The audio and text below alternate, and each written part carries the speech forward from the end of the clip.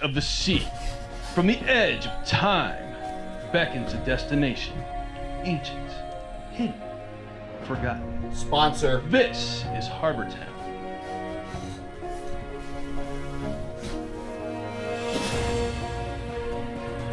Harbor Town is an all-new series from Miniature Building Authority, the leader in tabletop gaming scene. Unique, flexible, and playable, Harbor Town will take your games to a destination.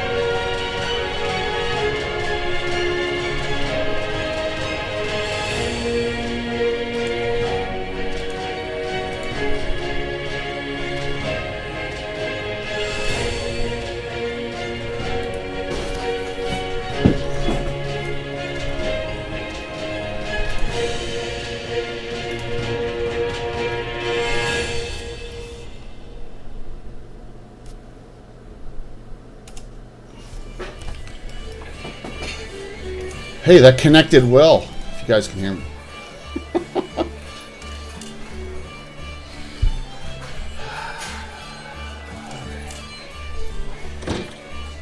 Waiting for...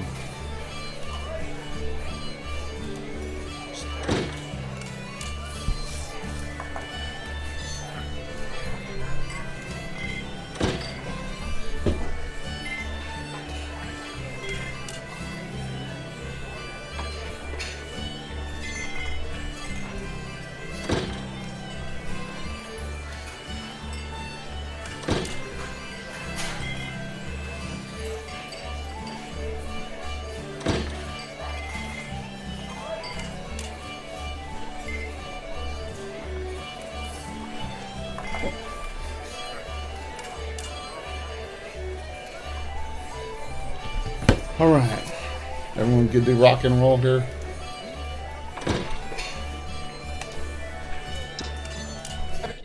Couldn't get all the door slamming out of that intro music in the end. You know, there's a little too many doors slamming there, but hey, guy. So, look at this. So, after 22 episodes, on the 23rd, we got a really great guest. And I've been talking it with Anna Meyer for about, I don't know, a week and a half, and we have a lot of great things going on, and I wanted to introduce her and say thank you so very much for coming on. I know Mark is excited, and Bill and a lot of our viewers are going to be hopping on here. I know it's going to be a great discussion, so thank you. Really appreciate it. Thank you so much for having me. I really, when you volunteered to come on, I was like, oh my God, this is going to be great, because we are like... We've been like in a bubble for all these years. You know, we've been playing seriously. We've been playing, and just everyone else in the outside community until we started doing the streaming thing. We weren't interacting with anyone, and this is like new to a lot of us. So, what do you guys think, Mark, Bill? What's your take on that? Oh, absolutely. I mean, we've been trying to get you to bring stuff out for years. People, to be perfectly honest. So yeah, I was old. I was old school, and I told Anna the reason why we came out was that silly Popular Mechanics / YouTube vid of the Canadian guy. I know Anna said she thought it was me. I was like, no. Yes, when I saw Jay advertised the first time, like a 30+ campaign, blah blah something, I didn't look too much at that little icon of who was behind it. I simply assumed that was the guy and didn't read it much.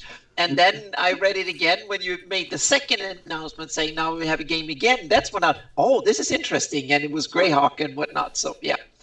Well, yeah, that was kind of entertaining, and I know we're gonna have a lot of entertaining, great stories tonight, and that's what I'm so excited about because it's not just the maps are fantastic. I mean, the maps are unbelievable. Let me be just dead honest. Thank you. But the stories that some of the stories you just shared with me, I mean, they were fantastic, and I know a lot of our viewers, they love the storytelling. They love to hear other campaigns and what's going on. So we got a lot of regulars on. The Naz is on. Colpy's on. We got a lot of Tom's on. We got a lot of great regulars hopping on now. So thanks, guys. I know it's going to be a fun evening. So please feel free to ask questions anytime. I know we are very informal. So I know Anna may want to jump in with an answer to something. So once again, I'm J.A.K. Lord Gazumba. We got DM Marco with his Ohio group, and I've been a player in my group since like '83. And we got Bill the Mastercrafter on too. So we got a nice triumvirate along with Anna Meyer here. So Anna, what I'd like to know is how'd you get to this point where you are now with the map making? Like what? Like were you self-trained? Was it part of what you did for a living? Why don't you tell us the story? I'm completely self-trained. I have a lot of navigational kind of map use before from the military and other endeavors, so to speak. So I'm not a complete rookie when it comes to understanding maps and using maps. So I merged three passions. One is the passion for landscape photography, hiking, and looking at landscapes. And and another one is maps. That's one thing that I kind of love to look at maps and to use maps, and gaming. And I kind of merge those three passions into one, so to speak. Excellent. And try to craft it. Yep. What time did you actually say, I got to do this with Grayhawk? When did that start? And that started. I started gaming in Grayhawk mid 1980s. I started gaming in like 79, 80, and was just a player for a few years, and then picked up it in 83 when the box set came out. I picked it up and read it for a couple of years, and then started my Grayhawk campaign. And I fell in love with the Darlene map. I still love it, and I support Darlene on her Patreon. I met her, and it's fantastic. But I wanted a map that was not so much a handout for the characters to have in game, but I wanted to get a map for me as a DM to kind of get a feel for the world, and just like you would have a dungeon map telling you what the rooms look like. I wanted the dungeon map for the whole world. So I kind of started with pen and paper and started putting all the stuff that I read in text, and simply started putting them on scribbling them on small pieces of paper, and then keep stacking them together. And then I saw the embryo of the virtual terrain, of computer generated terrain, and I realized that's something I want to learn. Awesome. So when I saw that was mid 90s. First I saw it early 90s. I saw it used, but that was really expensive supercomputers that could create, so to speak. You did it for geological map, for geologists used it, government used it on their maps and stuff. But then in mid-90s, I saw software started coming out for Mac and PC, and there was one company that had a product called Bryce. And I saw it in a computer magazine, and I was like, "Oh, this is awesome!" But it was only for Mac. But I called the one them for up Mac, right? Sweden, and I was like, "Oh, do I need to go and buy a $6,000 Mac?" And I looked into it and went to the only store in Stockholm that sold Macs, and it would cost you about $6,000 to get one. And so I kind of balked at it and actually waited a day or so, and then called the company. I forgot where they were located, but I called them and they say, "Oh, but you don't have to. We're working on the Windows version. They're coming out next year." So I waited, then I started to learn Bryce. And so it started to. I started in earnest in 1997. That's when and the first results to learn the basic Bryce. It took me about a year to get some sort of result that kind of looked cool. So my map was actually the oldest part of the still existing map was made in 1998, so 20 years ago. And almost to the month, so yeah. What year did the Paizo map came out in the Dragon? Was that right around that time, if I recall? No, that was a little later. That was much later. I think the Paizo maps came out early 2000, 2004, 5 or something like that. Okay, because I remember. I might be wrong, but I remember that's then, when I saw them. I remember them coming out and they were like, "Oh, this is great." But then we went to we go to your website and it was night and day. It wasn't even close. And with everything. Because I use the ISO maps as one of my reference boards, so I kind of switched from Darlene to the ISO maps later on in the process. Cool. So it's been, and it back then when I was working full time and all that, it was kind of a hit and miss. There was maybe a month or two, and then I had a week off, and then I mapped some. So it was a hobby project that didn't do much. But then I moved to California almost 8 years ago, and I realized now I need something to do.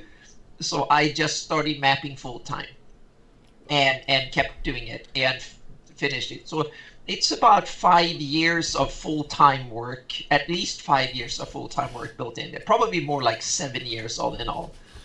Well, we are all the beneficiaries of it. Yeah, go ahead, Mark. I'm sorry. Thank you. No, I mean, I've been an admirer of yours. I've been looking at your work for a while now, and I mean, it's absolutely amazing. Thank you. The amount of detail that goes into it, and I had the pleasure of obviously meeting you face to face at Gen Con here. Mm-hmm.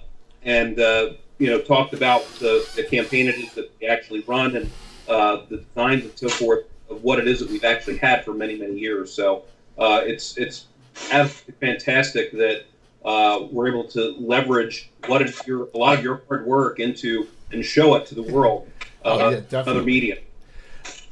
And I know you'll have to. Bill's just going to be cutting and painting and spraying the whole time. Mm-hmm. That's what he does every show. That's awesome. Yeah, don't think I'm trying to be rude. This is some of my free time. I have young kids. I get an hour and a half out here to work on this stuff. So you just need to show us the result occasionally and hold it up to the camera so we can see what you're doing. Oh, he absolutely. I got a lot behind me, so yeah, I can do that.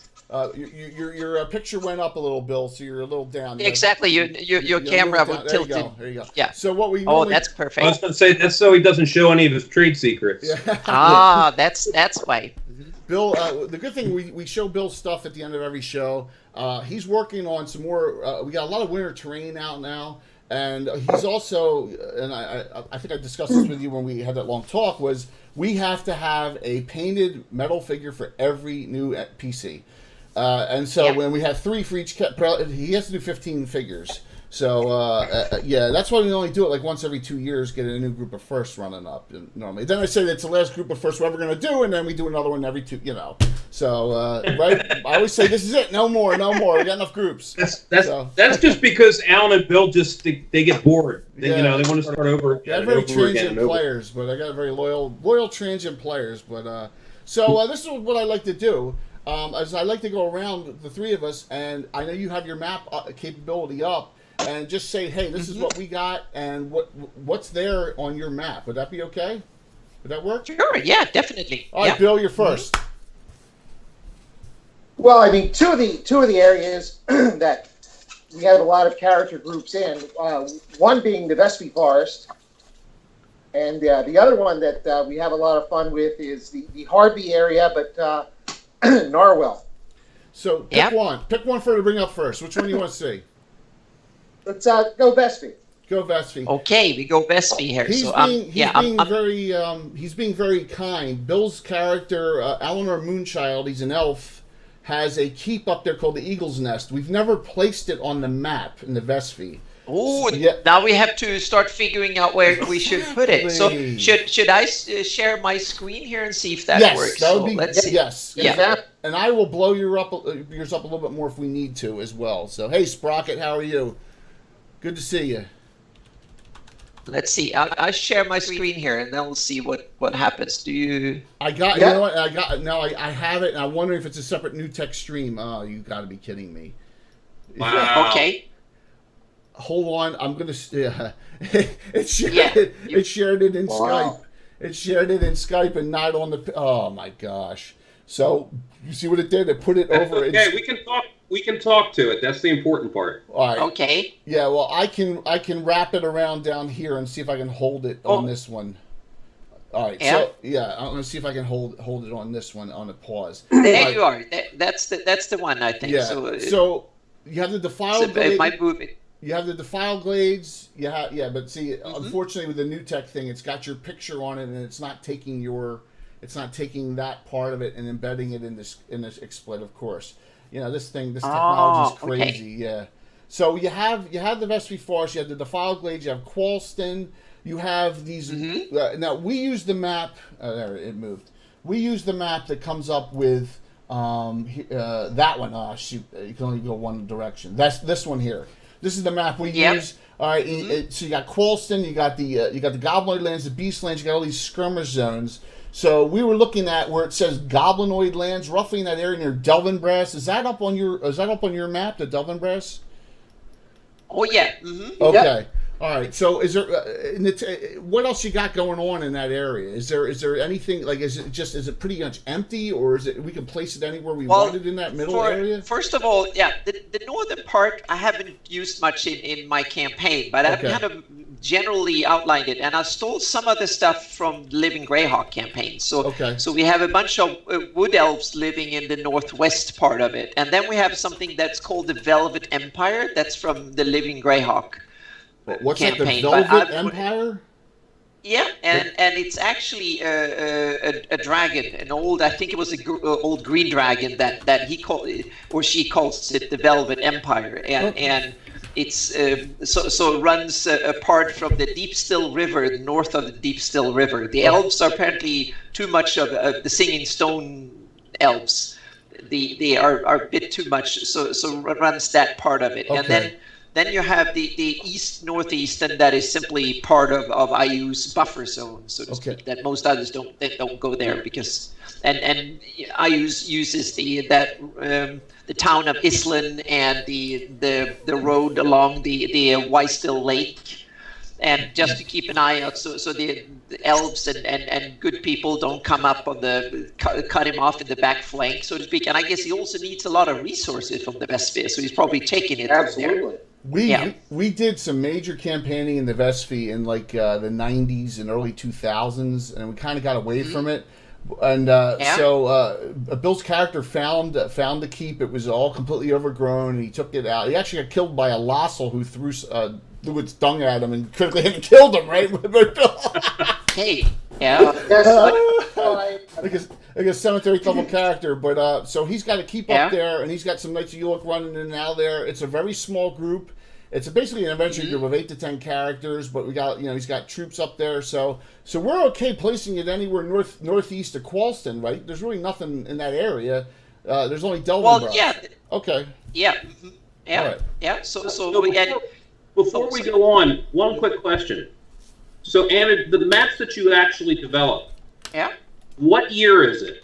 It's 598, so it's after the Living Grayhawk campaign. I wanted to include as much as possible from the Living Grayhawk campaign as well. So that's why I put it like a year or two after. So if that ended, was it 596 or something like that? So it's about a couple of years after. So that's when I ran my campaign. So I just took my content and published it, and took away all the stuff. Like Vespy, I've changed some of it. The south, the High Folk is the area in the south where the High Elves run in High Folk, and then I have what they call the Heartlands, and that's a kind of an ungoverned elven area in my campaign. It's the area where if you're an elf and you just want to hang out somewhere and you build a little treehouse and you just live there, and they are chaotic, so they don't really have a government, and if there's too many squabbly neighbors from IUs and others coming, then they simply gang up with their neighbors and expel them, and that's about it. And so that's called the Heartlands, and that's one of these like the old elven realms of past, so to speak. So they're gray elves and sylvan elves and wood elves that just live there, and you just exist in your little part there, and so that's it. But then you have another area where gray elves have part of some of the old gray elves. They used to have these kind of mountain cities. They're talked about in history, and in my campaign, one of them still survives. Ooh, and that's Kershani. Yes, and in the Living Grayhawk campaign, the elves are part of the Kingdom of Perilland, but I didn't like that much. But my story, so actually, the lands of the Kershani are elven lands, and they are connected to the Heartlands and High Folk. So there's like this huge elven area up there that is connected. They are not a big power in the world because elves, they go out more on individual stuff and so on, but they are powerful block against IUs going west and stuff like that. And they are part of these gray elven fortress up in the mountains, like it's part of the old stories of elven kingdoms back in the day. So Kershani and Selene and Highfolk are the remnants of, and the Heartlands are the remnants of the old elven big empires that, or lands that stretched. Kind of like Lothlorien in Lord of the Rings, where it's shrunken down. Mm-hmm. Okay, that's a fantastic idea. Mm-hmm. So here's my question: are they part the High Folk? Are they part active in the Order of the Heart, the Knights of the Heart? Yes, definitely. Okay. Yep. Okay. And in my campaign, they also add High Folks are like the foreign ambassadors to the rest of the world. So the elves, they use the High Folk elves. They are part of.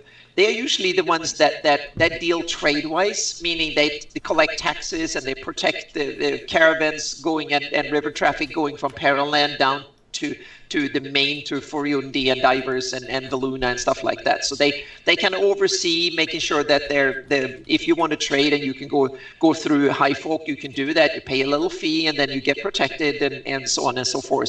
So they run a lot of the trade and stuff like that. That's what the high elves do. And then the gray elves sitting up in their high castle, they are the ones that the wise old rulers, so to speak, and they get accepted because they are powerful magics and they're wealthy and so on. So they are the more kind of I would say advisors rather than rulers, but they are seen among the elves as the elite up there, so to speak, and they have some powerful allies and stuff too. So yeah.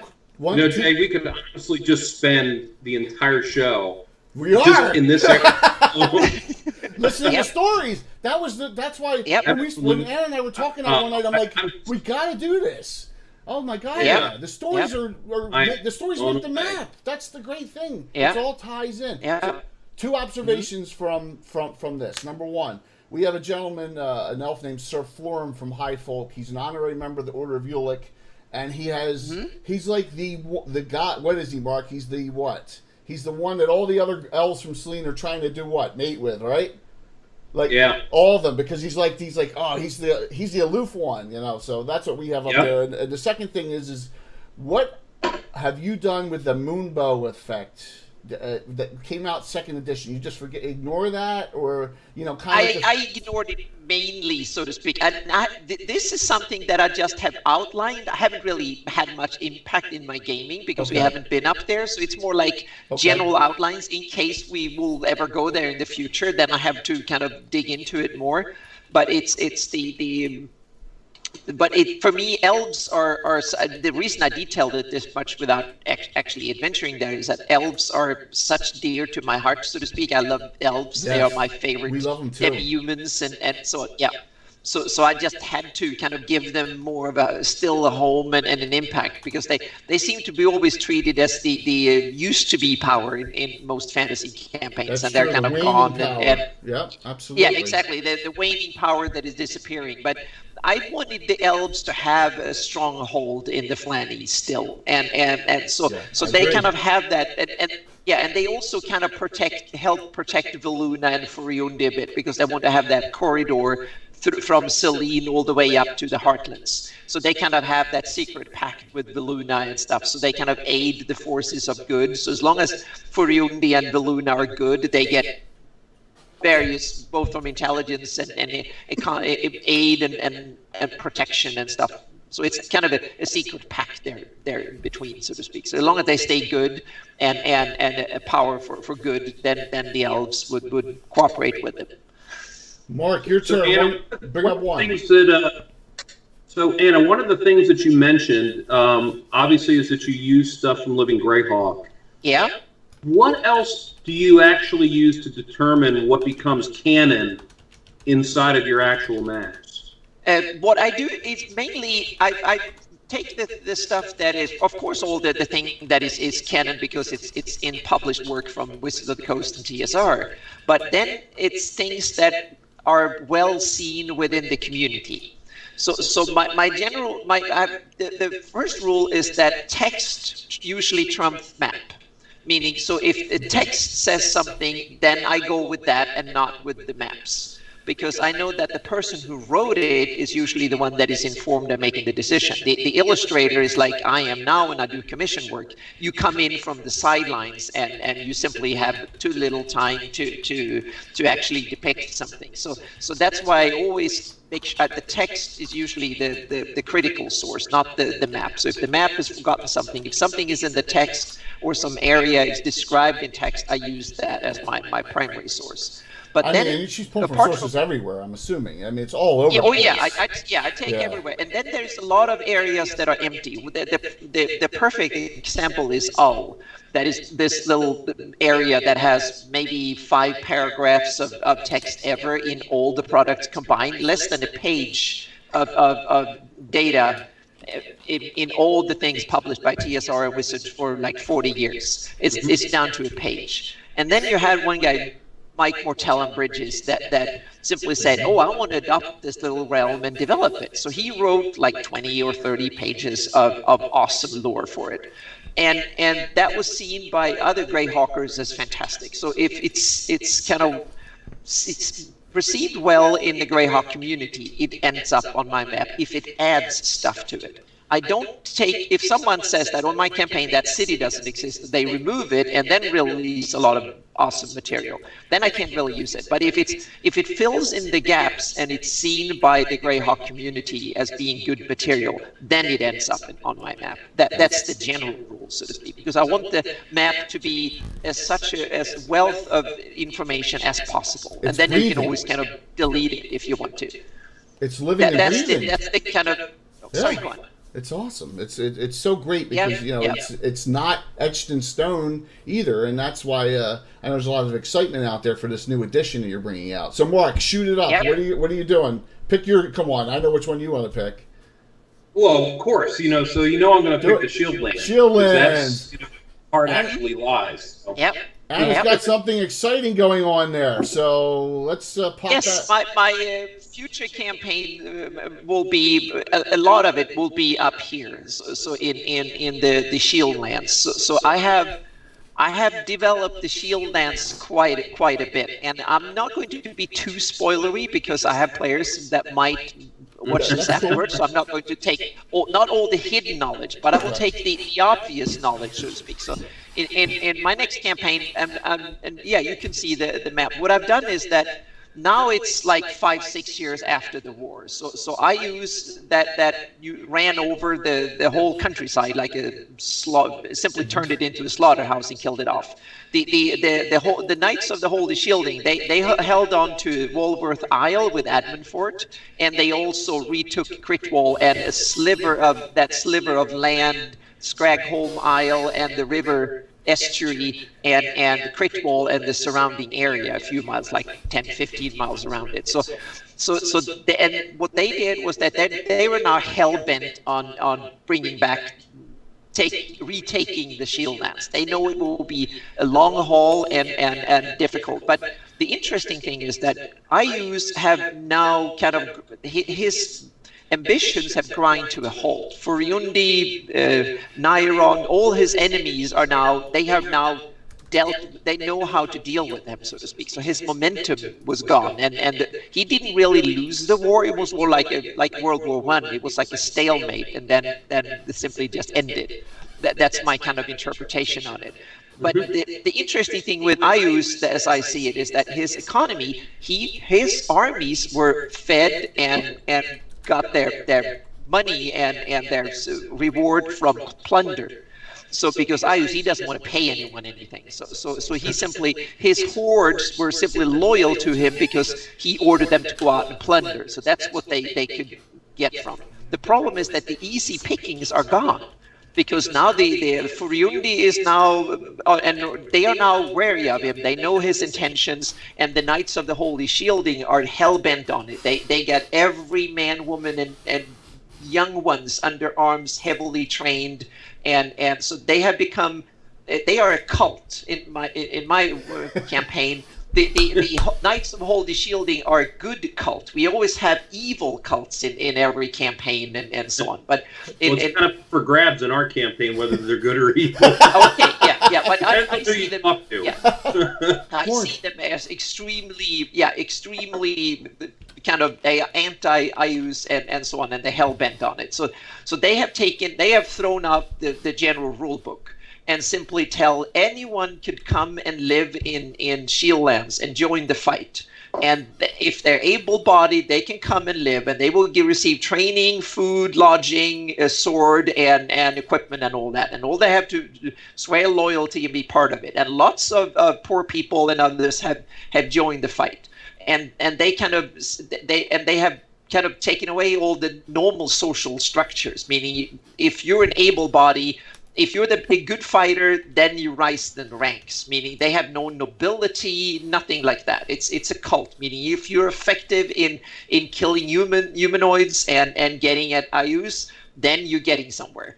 And so they are now becoming a huge, a big threat. And they have also aligned with 2 silver dragons that are young, ambitious silver dragons that are coming in on it. So they have built a wall to protect Crit Wall, and so they are now breeding new cult members as much as possible. And as many young ones as possible, and recruit everywhere, and so on. So they are now becoming that thing. But IUs had realized that he needs to build a better economy. He needs money and resources, and need to build some sort of government structure in order to rule the lands, not just conquer and leave it to his demons and henchmen he doesn't trust. So he's trying to bring a little bit less chaos and order. And he realized that money and resources are out in the world, and if he can't get it by plunder, he will try and do the second best, in his opinion, is stealing it by trade. So he actually realized he has an asset, and that's the towns of Alhester and Axport. Okay, and Alhester is already part of Bandit Kingdom, so it's already kind of a partially self-governing province of the Bandit Kingdom under his empire, his rule. So he wants to turn Axport into it. So his plan is simply to let someone lease. He will lease it out to someone who pays him money, and open up Axport for trade with the rest of the world, because he can't put too many of his priests and demons there, because no one will come and trade with them. So he simply reach out, and there's always greedy merchants in Grayhawk. So some of the greedy merchants in Grayhawk, they simply say, I want to be baron in Axport and pay a whole bunch of money to do that and get myself a title and all that. So someone did. I haven't named them yet, but a merchant house in they simply leased the lands and created the barony of Axport in what used to be the southern coast of Shieldlands. And then, but he doesn't want to let go of the grip of he's trying to get to Critwall and the Shieldlanders. So he took his crack forces, and they have now hoarded around the town of Gensal and turned that into their camp and to keep the pressure up, so to speak. But he doesn't dare to get too close, because his orcs and goblins and others, they don't really want to go close, because the knights of the Holy Shielding, they want to go out on a killing spree every time. So they are ready. So those hordes are getting antsy and bored, and yeah, it's getting difficult, because they have to now start campaign there, right? So you got a ton of stuff you're going to be doing. Is it from first? Yep. Oh, see. Yep. So you have that, and then you have north of it. Yeah, they have the Molag frontier. That's the other one that is ruled, and then you have the Free Reavers, who have been kind of restrained a little bit, because there's no easy pickings for them either, because they have to go out and pick on all the other IUs. So IUs kind of doesn't like to have too much chaos among his own ranks. Might not be good, so to speak. So what IUs have done is that he realized that now he needs to move his capital and his headquarters closer to where the action is. So he's actually moving his kind of imperial headquarters from Doraka to the city of Hellorn. Okay. In the old Horn and then Society. Okay, yeah.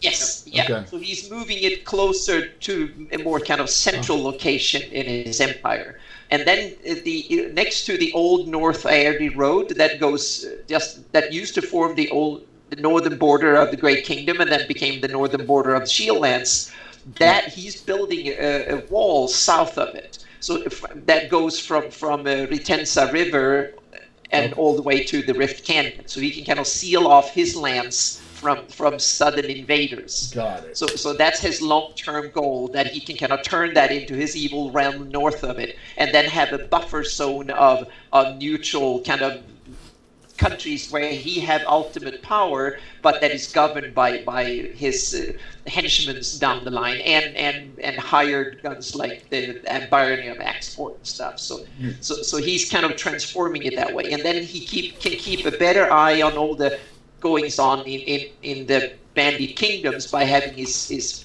headquarters closer to bandit kingdoms, so he can keep an eye on it, because he doesn't trust them one bit. Your detail level is way higher than I have ours. to tell you, I'm going on right now that I'm defecting over to Anna's group. Yeah, you know what? That's my general idea. Then there's the interesting thing is the next thing that happened. Now I'm going to go into the spoilery department here a bit, but okay. the next thing that happens is that the Shieldlanders, when they see that Ius is leasing out forming this barony of export on their doorstep, at first they become like, damn, we now need to go out and kill these people too. But then they realized by talking secret channels to the merchants in Grayhawk, saying that, maybe we can kind of work in unison. So they struck a deal with them, saying that you can trade with us too if we get a cut on the trade, and we will not attack you if you got a cut on the trade between Ius and Grayhawk City and the rest of the world. So now the Knights who hold the shielding get a decent amount of income on so they siphon off the money that will go to the Empire of Ius. And these merchants have another secret partner too that I'm not going to mention on the podcast. Yeah. We have a name for you for that merchant group, the Michael Batons. Yes. Just yep. So it kind of that's the higher level, so to speak, of my campaign, and then I want to insert the characters into Shieldlands that they will actually live in the barony of export as growing up there and starting there, because that will be a chance for them to they can go either way. They can join the Knights of the Holy Shielding and start bashing humanoids if that's what they want to do. They might join the merchant guilds and go on escorting and trips down up into the lands of Ius. So they might want to go out in the world with that, or they just want to go out and raid in the more kind of the protectorate of Westland. That's the part north of the barony of export and the lands of the Gensal hordes. It's called the Protectorate of Westland. It's simply run by some ruthless brute that simply he just makes sure that the countryside is safe for his camp. When Ius want to send his troops and his goods back and forth, that's all he cares about. They don't care about anything else. So if you start raiding the caravans, they will go after and kill you. Otherwise, you can eke out a living in the countryside, and a lot of people do. And you can go out there and become one of these local little thugs that, whatever. So the campaign is very open-ended, so to speak. You're very pragmatic about things, too, which I like. So you got a plan on it. Yep. And that's what, it's a little different from what we did. We had and I know you watched it last week, we had our Shieldlands show, and Axport's part of the Shieldlands now, and we're going up the road. So it's a little different, but the same idea is there. It's good versus evil, you know. And that's great, because the detail level on that is just unbelievable. Mark, what do you think, man? I'm blown away by that. That is fantastic. Yeah. I mean, to be perfectly honest, I mean ours started not in so much detail, but it actually broke down an awful lot very similarly, where we took back at Munford, and then went to Critwall, and then eventually Axport, and things just started, kind of falling into place there. And we were able to introduce the main group in Grayhawk by, if you watched our Shieldlands episode, about how the Knights of Yolok actually bought the office of the Knights of the Holy Shielding, and in good faith actually gave half of it back because they're basically bankrupt. Was it in good faith, Mark? Was it in good faith, though? I guess. Yeah, I guess it was. That's Yeah, it wasn't good. Shieldland. See, in our campaign, Shieldlanders were always they were always the whipping boys of the orders of knights because they just never did anything right. Yeah. That's it.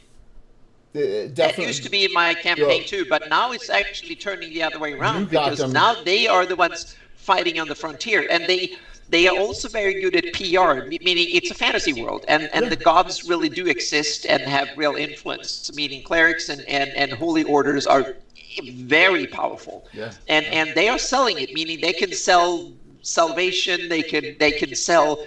Really, we are fighting for good, and our clerics are powerful. They can simply, it's like public health care, basically. It's like, come here, we will heal you up, we will fix you up, we will give you food, and so on. Come and fight for us. Here's a good question. Yeah. Main deity of the Knights of the Holy Shielding in your world? They have Palor, they have Meyer and Hieronymus. Hieronymus is their big hero, but what it is, it's the cult is not a single deity cult. It's all of them. So women, they use Mayahini as their deity, so to speak, and they build a castle. It's a bit like competition between the ones. Pale and Furyundi is because they want to have some control. So what they did was that they, of course, supported Palor and say that we want Pelorian clerics and paladins in there. So they supported them. And then you simply have the Hieronymus simply, this is too good of a fight to lose, so I want to be in there. And they all compete on who could kill the most. And then the best. And they also have a fight it's by accomplishment.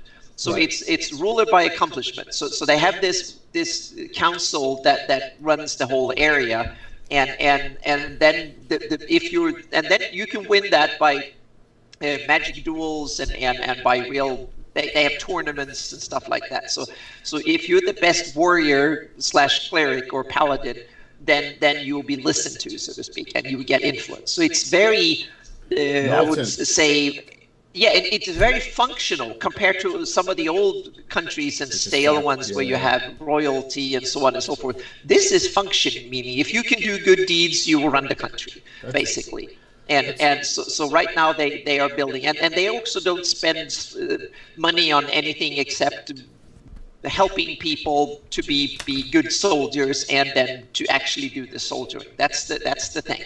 And now after there's not that many wars going on everywhere, meaning poor people can come there. So they have the momentum in my campaign, and they're starting to build it, and they also have allies with them. You're gonna have to give us updates. Yeah. You're gonna have to give us updates as it goes. When's your date for starting this? Well, campaign? I will start in a couple of months with some short micro campaigns they will play in this world, but they will not be. I will not have one set of characters that will run for 3 years. What I will do in order to not burn out as a DM, but also I want to give the chance for, I don't want to have 5 players that I can pamper for the next 4 years. And I don't want to fall into that trap. So what I will do is that I will have short micro campaigns that I assume will take about 5 sessions. That's what I'm aiming, 5 or 6 sessions. And that we will have characters that are of various levels. So they might be mid-level or 4, 5, 6, or 8 or something like that. And they will have a spot. So I will simply say, this is the mission for this little thing. It might be, now you're Knights of the Holy Shielding and you have to go out on some raid somewhere. Or you're part of the Merchant Guild and now you have to guard this caravan going to somewhere. Or you have to go out and you're part of the barony of Axportsmen and you have to do some dealings with the hordes of the Gensal to do some dealings with them for a little bit. And then play a few sessions, 5 or 6 sessions, and just not so much for character development, but for a chance for players to actually play a little bit in Grayhawk and get a sense of how the world works. Right. So it will be different campaign from a regular long-term campaign. I want it to be exactly get their feet wet and get a chance to see it, and also because that way I can develop one area and I don't have to keep one set of players happy for the next 6 years. Because I always end up in these kind of save the world campaign, and I don't want that this time. So Right. I'm restraining myself. DMs out there, potential DMs like the Naz and guys, listen to that advice. That's great advice. Don't make it save the world every time. That's great advice. Yeah, we did that back in the day, and I'm trying Leave to. that for the movies. Yeah. Yes, exactly. So I've stayed away from that, and one of the best campaign I've had so far was my Alyssa campaign, because it was not a campaign about saving the world. It was much more living in the area and be part of the power struggles and the daily dealings, so to speak. Yeah. Yep. But it went on. It was like a 4-year campaign or 5-year campaign with a bunch of players, and I realized it became tedious because at the end I only had one player that has been part of the whole thing, and all the other players had no idea how this started, and the characters had switched. So I didn't want to fall into that pit.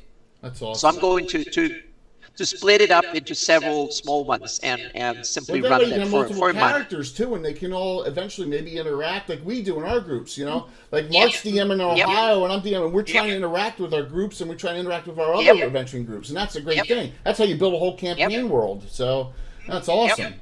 Here's my turn. All right, so I've Yes. been waiting on this one. The biggest difference I've seen on any of the maps, if we go to the Principality of Ulick. If we go to the bottom of the Principality of Ulick, we're crossing the Pomarsh. The Order of Ulick headquarters, the Whales Castle, is at the tip of the Jewel River, emptying into the sea. And along the entire Jewel River, there are 4 other keeps. You can see on this map here. And this happened in Common Year for us before there was even a box set for Grayhawk 583. So there was no invasion, and half of Principality of Ulick lost. So what do you have on your map in that area? So Well, I haven't. I've been a little bit in the Pomarsh when we played, but that was in my Alyssa campaign. I had one deviation in there, so to speak, but that was more out of accident, so it didn't do too much. But so I just went with the Living Grayhawk. That's okay. So it was basically the Orcish Empire expanded west, and they took part of the Principality of Ulick. So they took the province of Gomel, Neogard, and Grindin. And I think all those names are from the Living Grayhawk campaign, if I understand correctly. Okay. And so. They were not in canon anywhere besides Living Grayhawk. I couldn't find any references. Yeah, I looked on the map, I exactly. couldn't Yeah, find that's them whether. anywhere else. Yeah, And that's a where good they come question. from. Is Living Grayhawk canon or not? That's a good question. Because yeah. we can't. It's been going back and forth on a lot of the sites, I know, and a lot of people say no, a lot of people say yes, a lot of people say maybe. So Yeah, that's a good question. For me, it's like I treat it like one step above pure fanon, so to speak. And the thing is that if it adds to the rest, if it fills in gaps and it works with the surrounding content, I'll add it. It like this thing, for instance, it gives province names in the Principality of Ulick. Awesome, I put them in there. Okay. And so that's where I do it. But if they rewrite the border a little bit, I'll say, okay, that was fine with me. That happened in the Living Grayhawk campaign, and it didn't uproot too much. But there are examples of up in the in the Verbobonk, in the Viscounty of Verbobonk, they added a whole bunch of stuff up there. And I took a few of the place names and skipped the rest of it. They added a new big town and a whole bunch of stuff that I felt like, no, it didn't cut the story. Okay. It didn't fit in with the story, so I simply abolished it. So I treat it as one level above fanon. And it's also a little bit on who did it, and there are several levels of Living Grayhawk content too. You have the core modules written by people like Eric Mona, Jason Bowman, and a whole bunch of others who are now top game designers in their own right.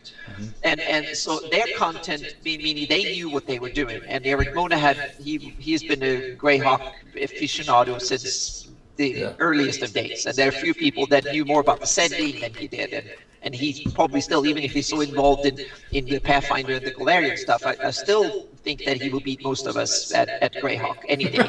So when they wrote stuff, I think that belongs there, no doubt about it. But then you have the next tier of Living Greyhawk are modules that were written by other people. That was written that might have less of the whole picture in front of them. Then you have the third tier of Living Greyhawk, and that's stuff that each triad of people, the group that managed each area in the Living Greyhawk, they wrote stuff themselves, just distributing within their own group and had on their own websites. And I took that stuff in there, and if I felt it was good enough and others agreed with me, then I put that on the map too. Okay. So Living Greyhawk is not one. I have like at least three different quality tiers on Living Greyhawk. So the top tier is canon to me without a doubt, no problem. If Eric Mona had his stuff on it and it was written by him and he put it in, I'd put it in a heartbeat. I consider that canon right away. But if it's something that the Triad did just to fill up what they saw as a vacuum, then it's more questionable to me. Then it needs to pass the kind of the community test. And it's kind of funny. A lot of people say, "Oh, what should I do to get my campaign stuff on your map?" And I simply say, "You don't need to bribe me. You go out and tell everybody else in the Greyhawk community that is awesome." We could bribe you too. Oh yeah, you should. Yeah, I'm one of them. Yeah. And one of the funny thing is that I'm way more critical on my stuff, because I put, like, Mike Bridges had probably 50 things on the map that he made. And I had maybe 5 on the public map. So I'm way more restricted on putting stuff that I invented and putting. I've done a few things on the map, and the funny thing is that it took years before anyone noticed, like, where the hell is that coming from? I've never heard of it. And so, that's awesome.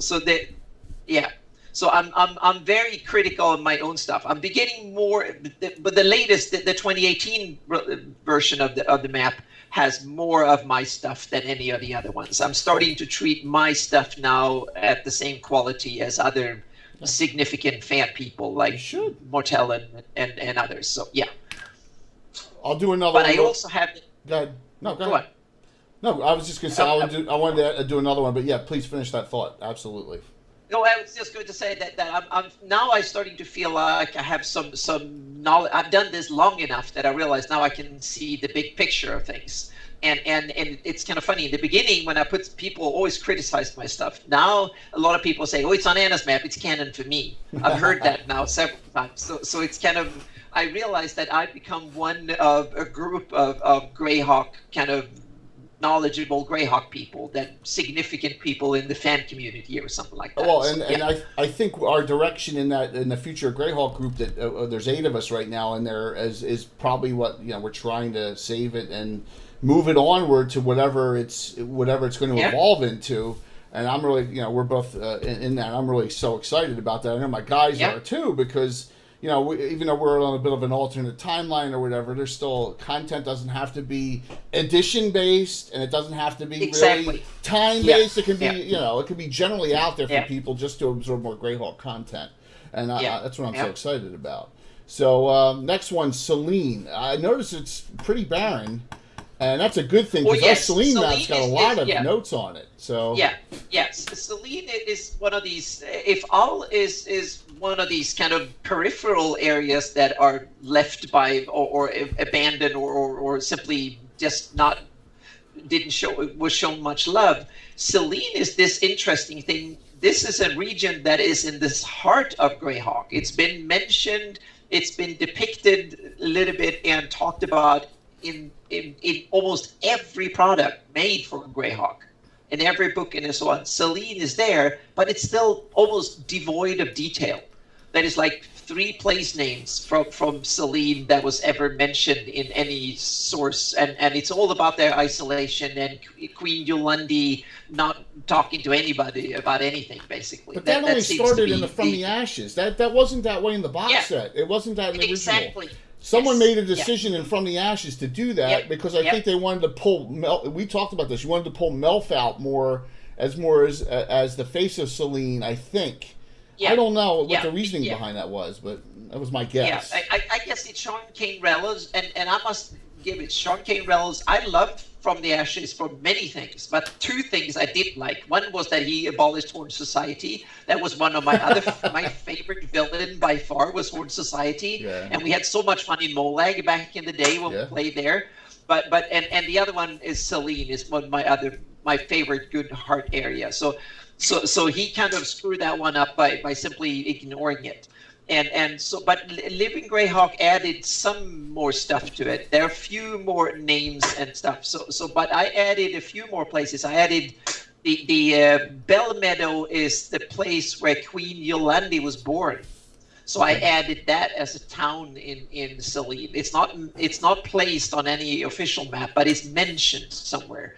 And so I added that. And then I added the in my campaign I added the there's the Emerald River. I named a river that joins the Jewel River that forms kind of the border in the northern end of Celine, of the heartland of Celine. There is a river. Yeah, so that it's called the Emerald River. It's a jewel in the Emerald River, and so there is the town Yummy Meal that according to the third edition. I used the third edition books to translate the names into Elven. I used their Elven as it. So it's called Yummy Meal. That means the Emerald Bridge. So that's the town I added up there, and then I have a castle that is called Aravanador, and that's the it's actually that's a castle that has been there since age memorial. It's an old thing where the elves used to, both as a defensive structure, but also as where they gathered when they had things to discuss, and because they didn't have any formal courts, so they met there and to discuss things and make when they had to make decisions and like stuff. And it's called Castle. Yeah. That's awesome. It's called We have a question from the audience. So the Nazrat wants to ask, have you ever had a situation where two pieces of content are both well respected in the community but are entirely at odds with one another?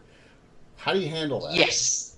Yeah, they're especially when it comes to distances. That's a great question, and especially when it comes to distances, are usually I have to kind of take I have to kind of mix and match, which means that you end up having because you might have one source saying that it's 20 miles or like 100 miles between things, and then you have another source saying that it took a day to walk.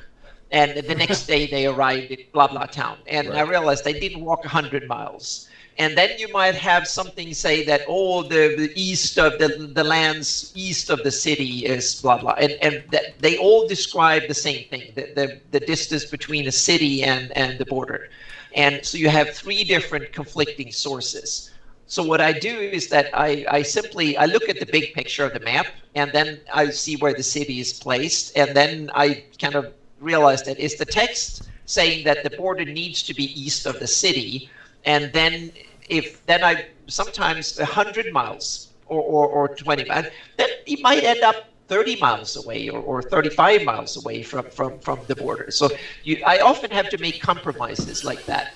And sometimes discussions could be different. I mean, the storytelling could be off too. You know, which gives you a little leeway on that. That's good. Yep. So the problem is that then you end up with someone who read one adventure module, and he will send me an email saying that, it's 45 miles and not 12 miles between the city and the border on your map. And then because they read one source, meaning I'm going to run this module, and then they look at my map and it doesn't match it. And then they say, the terrain outside looked different.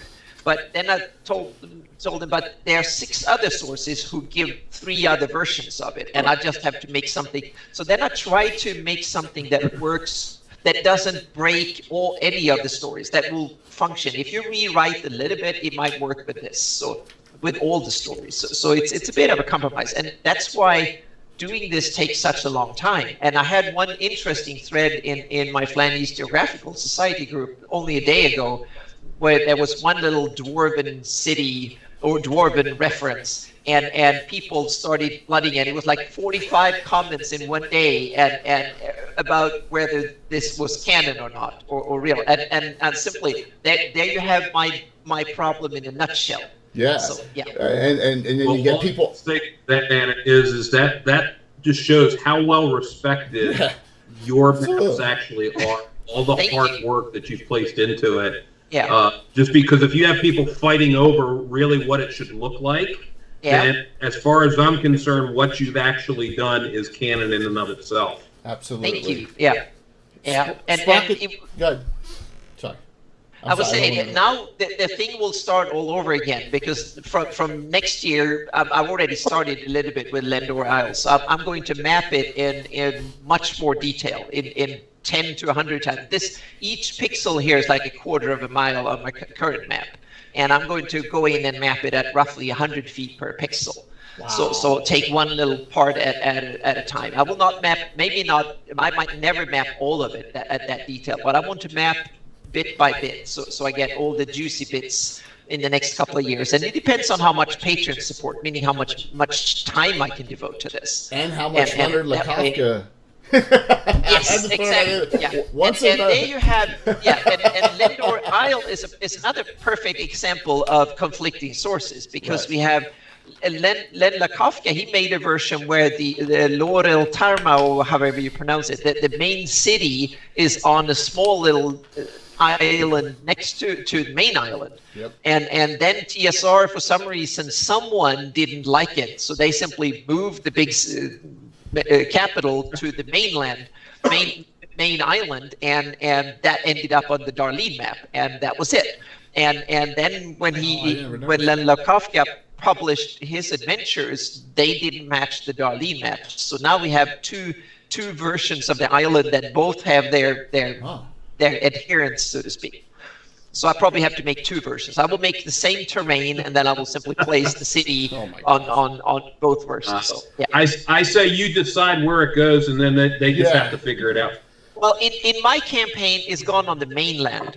And it's I haven't had campaign there. It was simply just because I thought it was more logical to put it on the mainland. But on the other hand, I realized afterwards that it might be some awful monsters or whatever, so that a small island might be the place to be. But it just seemed to be more, to me, so I don't know which one I will actually run. And even the city of Grayhawk, there's two versions of that too. You have TSR's Grayhawk, and you have Gary's Grayhawk from his Gord series of books. Absolutely. And so there are two versions of it. And I used the version that Gary made for his Gord books, the City Hawks and the other books that he made, and TSR made another version, and I don't use that one, but I put all the places that are from the TSR I placed in my version of it too. And that's one of my pet projects to come forth in the coming years, is that I want to map the city of Grayhawk with the surrounding terrain and all that. Man, that would be awesome. So I got two questions from Sprocketeer. He's an oldie but a goodie like me. And the first one is, how long is this map taking to get to this point? How long has it taken? And I think I know the answer to the second one. Have you written up an up-to-date gazetteer for everything? No, it's the map has taken 20 years of development, so to speak, and it's taken roughly between 5 and 7 years of full-time work to actually develop it, and the actual map making of drawing things and price and stuff, that's probably about a quarter of the time. So 3/4 of the time is reading, taking notes, and kind of making things. And the problem was that the first 10, 15 years, I didn't take notes, because I never thought it will end up being something that will be used by everybody, so to speak. It was my own little hobby project, and that was it. Then the internet came around and became popular, and the map took on its life. But now I'm much more going to, so when I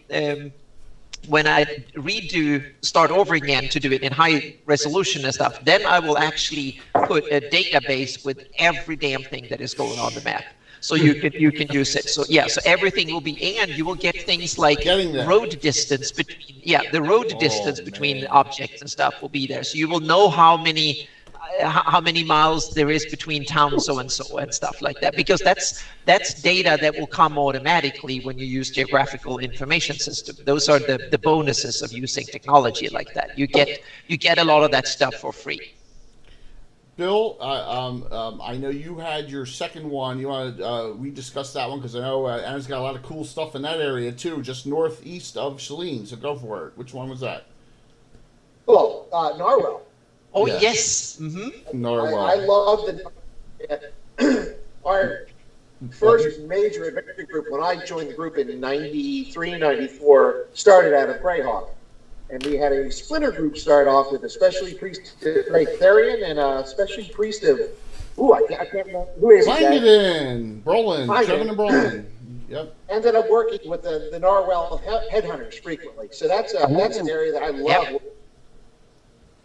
So she's Anna's moved the map up there. So I know you had a couple stories. Yep. Share them if you don't mind. What you got going on in that area of the northwest wild coast? Yeah, we played here quite extensively through the years back earlier, and what we developed. I used a lot of the canon stuff. So we have Narvel and Safeton and Hardby and stuff like that described, and we also played in the Wailing Halls to that's kind of ghostly abandoned, and there were some nasty fights in one of the gatehouses to the Wailing Halls, with the little gatehouse on the way, and we had some nasty fights with these kind of red caps that had taken over that little place, and they were nasty, and we had some fun there. And then we had Lord Mestrin that runs the town of Mestrin, and in my campaign he is one of the ones that fled from the Great Kingdom, so one of the evil high-ups in the Knight Protectorates. So he's an Hextorian knight that simply fled when the Great Kingdom fell apart, and he realized now it's much better for me to strike out somewhere. And he found this little wild area near the forest edge, and he simply he got some followers and started, and he's organized, so he's lawful evil. So he it's not terribly. It can have its benefits to live with him. So he has a few thousand people that eke out his living with him, and now it's his son that runs it. See, we had his daughter. Yep. Oh, see, yep. We had a daughter who was an that's anti-paladin. Yeah. Mm-hmm. Yep. And he's tolerated because he's a good antidote to the humanoids of Varney fame that lives out in the forest, so to speak. So he keeps them at bay. That's why so there's kind of some sort of truce between the Narvelians and the people, the Grayhawk domain people from Safeton and Narvel. They kind of it's a kind of a truce between them, so to speak. So there's kind of a non-aggression pact. So they meet occasionally and discuss things. And Mestrin can do pickings in the forest and stuff like that. And then we have Hrothgor, the dragon. He's actually canon because he's from the Gord books. Because Gord flew past on that chariot, and the dragon was coming up and trying to attack him. And so I have Hrothgor's lair. So he carved out several hundred square miles of forest that he runs, so to speak. But Hrothgor, he basically hunts down south and east and northeast because the elves are powerful, and the elves have another protector. They have a gold dragon that lives in my campaign. One of as a human or as an elf? I'm sorry, as an elf.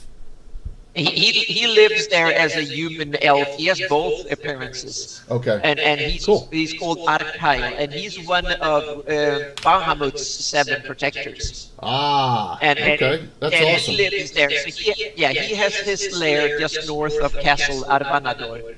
And he is a good. That's why Hrothgor doesn't dare to go hunting west, because the gold dragon is too powerful. So so he and in my campaign, having dragons is a bit like having nukes in the real world. If you have a dragon protector that you have a pact with in your realm, that's kind of having nukes, meaning then damn no one is going to touch you because you have such a but the dragons, they demand things, and evil dragons demand treasure and stuff. And they're arrogant. Absolutely. We didn't. When we talked previously, I talked a little bit about how my dragons work in my version of Grayhawk, and it's a tangent, but it might be an interesting tangent. And And I always try to figure out if things work the way they were, they need to work. It needs to make sense from its own perspective, so to speak. So if dragons hoard treasure, they need to do it for a good reason. And also, why isn't there dragons everywhere? If they are these enormously powerful creatures, they should be able to kill everything and then just take over. And why don't they? And so I kind of tried to take these two, bring them together. And I said, it's not easy for dragons to raise their young. So what they normally did back in the day is that you need dragon bones in order to hatch your eggs. They get that nourishment from it. So a dragon that needs laying eggs and need to get new young ones, hatch new young ones, need to go out and kill another dragon and use the bones to nourish his eggs. And evil dragons, they kill any other damn dragon and just use the bones. But good dragons, they go out and kill evil dragons. And then they gang up and protect their young that way. But there is a substitute. When humans came around and they started making gold and other precious stones and stuff, you can use that as a substitute. So okay. that meant that dragons hoard treasure in order to incubate their eggs. So some dragons, it's the females that make these piles, and then the males have to come and add treasure to the hoard, and the female lay there on her eggs. And in some other dragons, it's the male that hoards the treasure in order to attract females to come and lay their eggs in their nest, so to speak. They can vary from dragon type to dragon type. So that way I got used that as a function to keep the dragon population at bay, and also make it make sense for a dragon to actually hoard treasures. Ecologically wise, it makes sense. Yeah, exactly. Yeah, that was a good tangent. I appreciate that. That's a good way to explain it. We have a question from the audience. Juggle Andrew, who's one of the players in Mark's group. What software technology you use for the map drawing? The old Flanese map, I used a software called Bryce to generate the terrain. Okay. And then I use Photoshop and Illustrator. Photoshop to do all the terrain editing, to edit the image and tweak the colors and paint over the ugly bits and stuff like that. And then I used Illustrator to put the symbols and the borders and to create the heraldry and all that in. So it's been, but that's basically, the terrain is done using 20-year-old technology, and that kind of, it doesn't look that good at all. And so the thing is that now I can do way better. So I'm going to show you, here is this map, but I'm going to show you what I can do latest, so to speak. So now I'm going to go in here. Don't look too much at this. That's okay. There's some. So let's see, islands, and we have islands promo. So we have.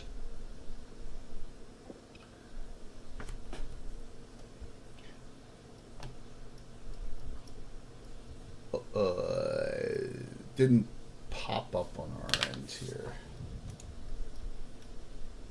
I think, Mark, you there? I think that killed Skype.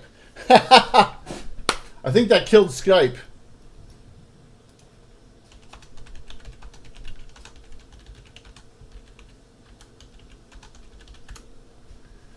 I think that killed Skype. So give us 1 sec here. We'll get them back on. Yeah, it's not the broadcast. The broadcast is still going. So 1 sec here. I may have to re-up.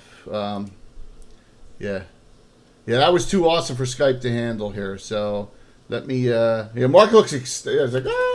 All right, give me 1 sec here. Let me see if I got to end this conversation and restart it. I mean, this is fantastic, guys. I hope you're having as much fun as I am with this. So we're gonna try and recall here, and see if this works. And then I may need to. Oh no, 1 sec. Let me see. I lost Anna doing that. So here we go. We'll try this. All right, you killed it. Yes, I killed it. Yes, you killed it. That's okay. I got you back. I gotta get Mark back on here. Mark, you there? Yeah, there it goes. Yeah, no, you're on a double picture on New Tech. Bill's up twice, so. Okay. Yeah, let me get. But you can go ahead and just wow, that's great stuff. So So I showed the yeah, it's killing it. Yes.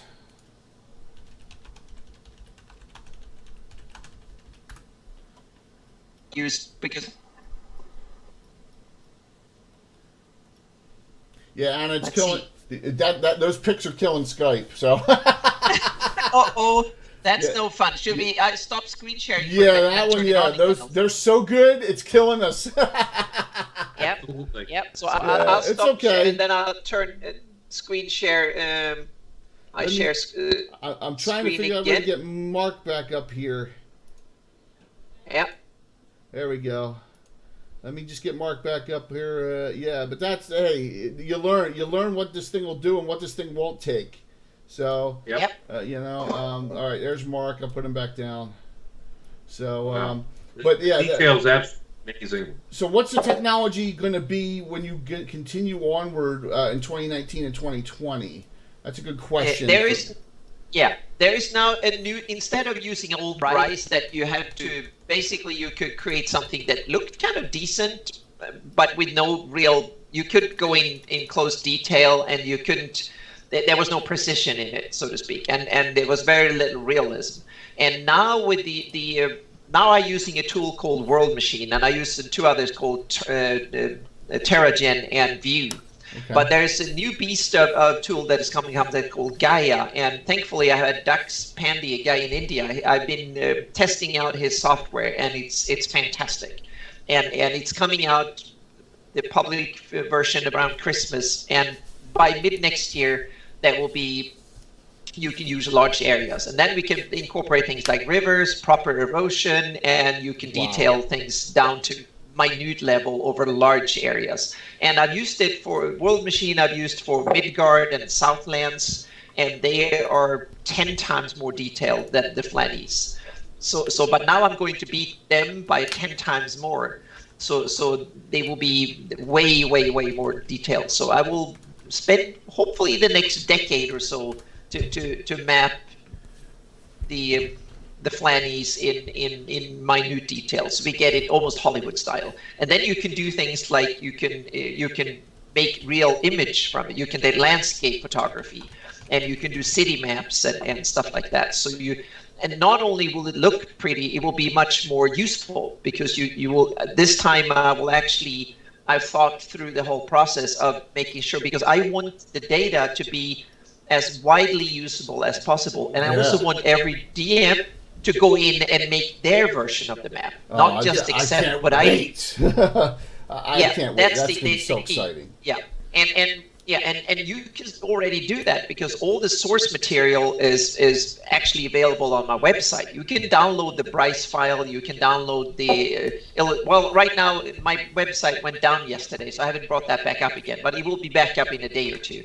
Then you will have all the source material again. And now my patrons, they get the source material as I'm doing it. Yeah, thank you so much. You're welcome. Well, Awesome. it's not just me; it's our whole crew. It's me, but it's the whole crew was excited to do it. So we joined your Patreon absolutely because we wanted to participate. Absolutely. Yeah. So the top level patrons, the 5 level, they get all the source material as well, so to speak. So you just basically take it and make your own version of my maps. I'm gonna let Mark play with it.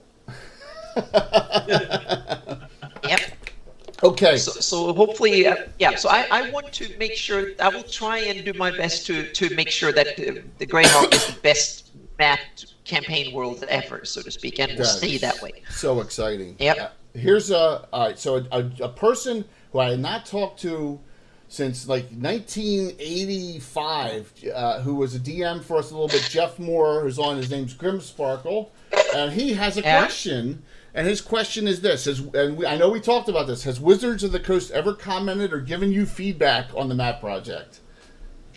Yes, they have. They invited me to their headquarters in April this year. So I was actually there, and I was on their Dragon Talk podcast and Twitch show. So I spent 4 or 5 hours at Wizards and got a tour of the place and got a chance to be on there. Yes. So I handed over some printed versions of the maps and stuff. So, yep. Mm-hmm. No source code, though. Well, they can download the source code on my website like everybody else could. So yeah. So that was a good question, Jeff, and I really appreciate you hopping back on and, Yep. and reaching out to us. I know it's been a long time, and I'm really appreciative of that. We've seen some old faces, some new faces. It's been fantastic. All right, Mark, you got another spot. Where do you want to go?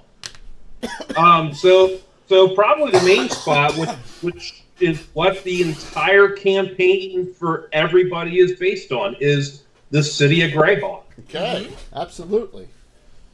I mean, everything is driven in and out of Grayhawk. So, Grayhawk. I know it's here. And actually, the city of Grayhawk in my camp, I run with the Gary's version, not TSR version. I like Gary's version much more because it's much bigger, it's prettier and stuff. But on this map, it's not detailed enough, so the city itself is just a square. But I've detailed. That's one of the things that I started in the Grayhawk area. So parts of the Wild Coast and the area around the city of Grayhawk are the oldest map, which meant that I didn't know much, and I didn't have much skill. So it's been, in many ways, it's the worst area that received. I was simply an idiot, didn't know much what I was doing back when I started mapping this. So now I have 20 years of hindsight and also have a lot more skills. Well, and if it makes you feel any better, we feel the exact same way about ourselves. We were doing way back to that either. So yeah, exactly. Yep. So at least we grow and get wiser as we age, thankfully. So yep. So what I did in this edition, I gave this area some extra love.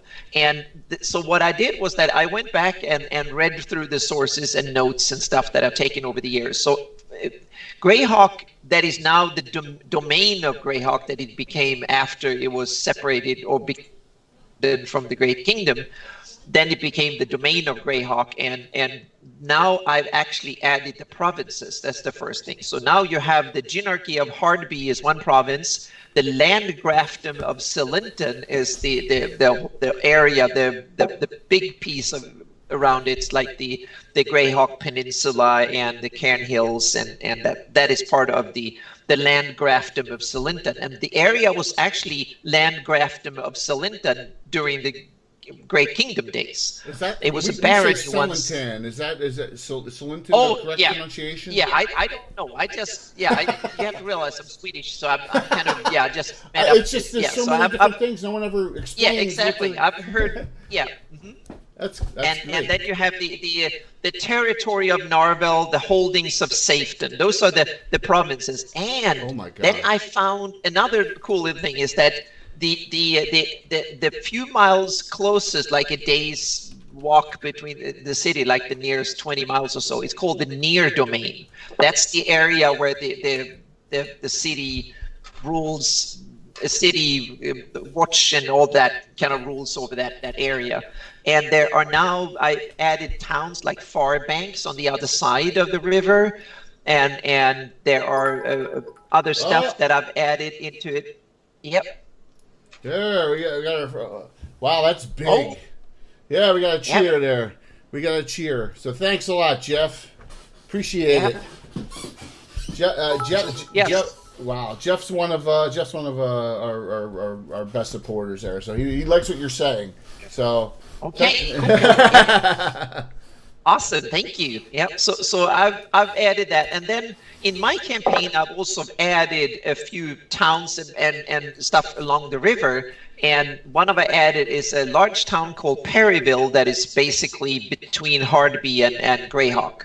And I realized that there's so much trade and stuff going up and down that there is probably a good reason for to have it. And the great city of Grayhawk is so large that it needs agricultural supplies and all that stuff. So there's a lot of stuff around it. And then there's a bunch of places that are from the Gord books, like the 3 Mile Mill, the town of 3 Mile Mill that is just next to Meyer City, and the town of Fork, and the town of Merle, High Erie, Erie-Bend, and then we have the Blackfriar Manor that is from the Slave Lords campaign, if I remember correctly. Yeah.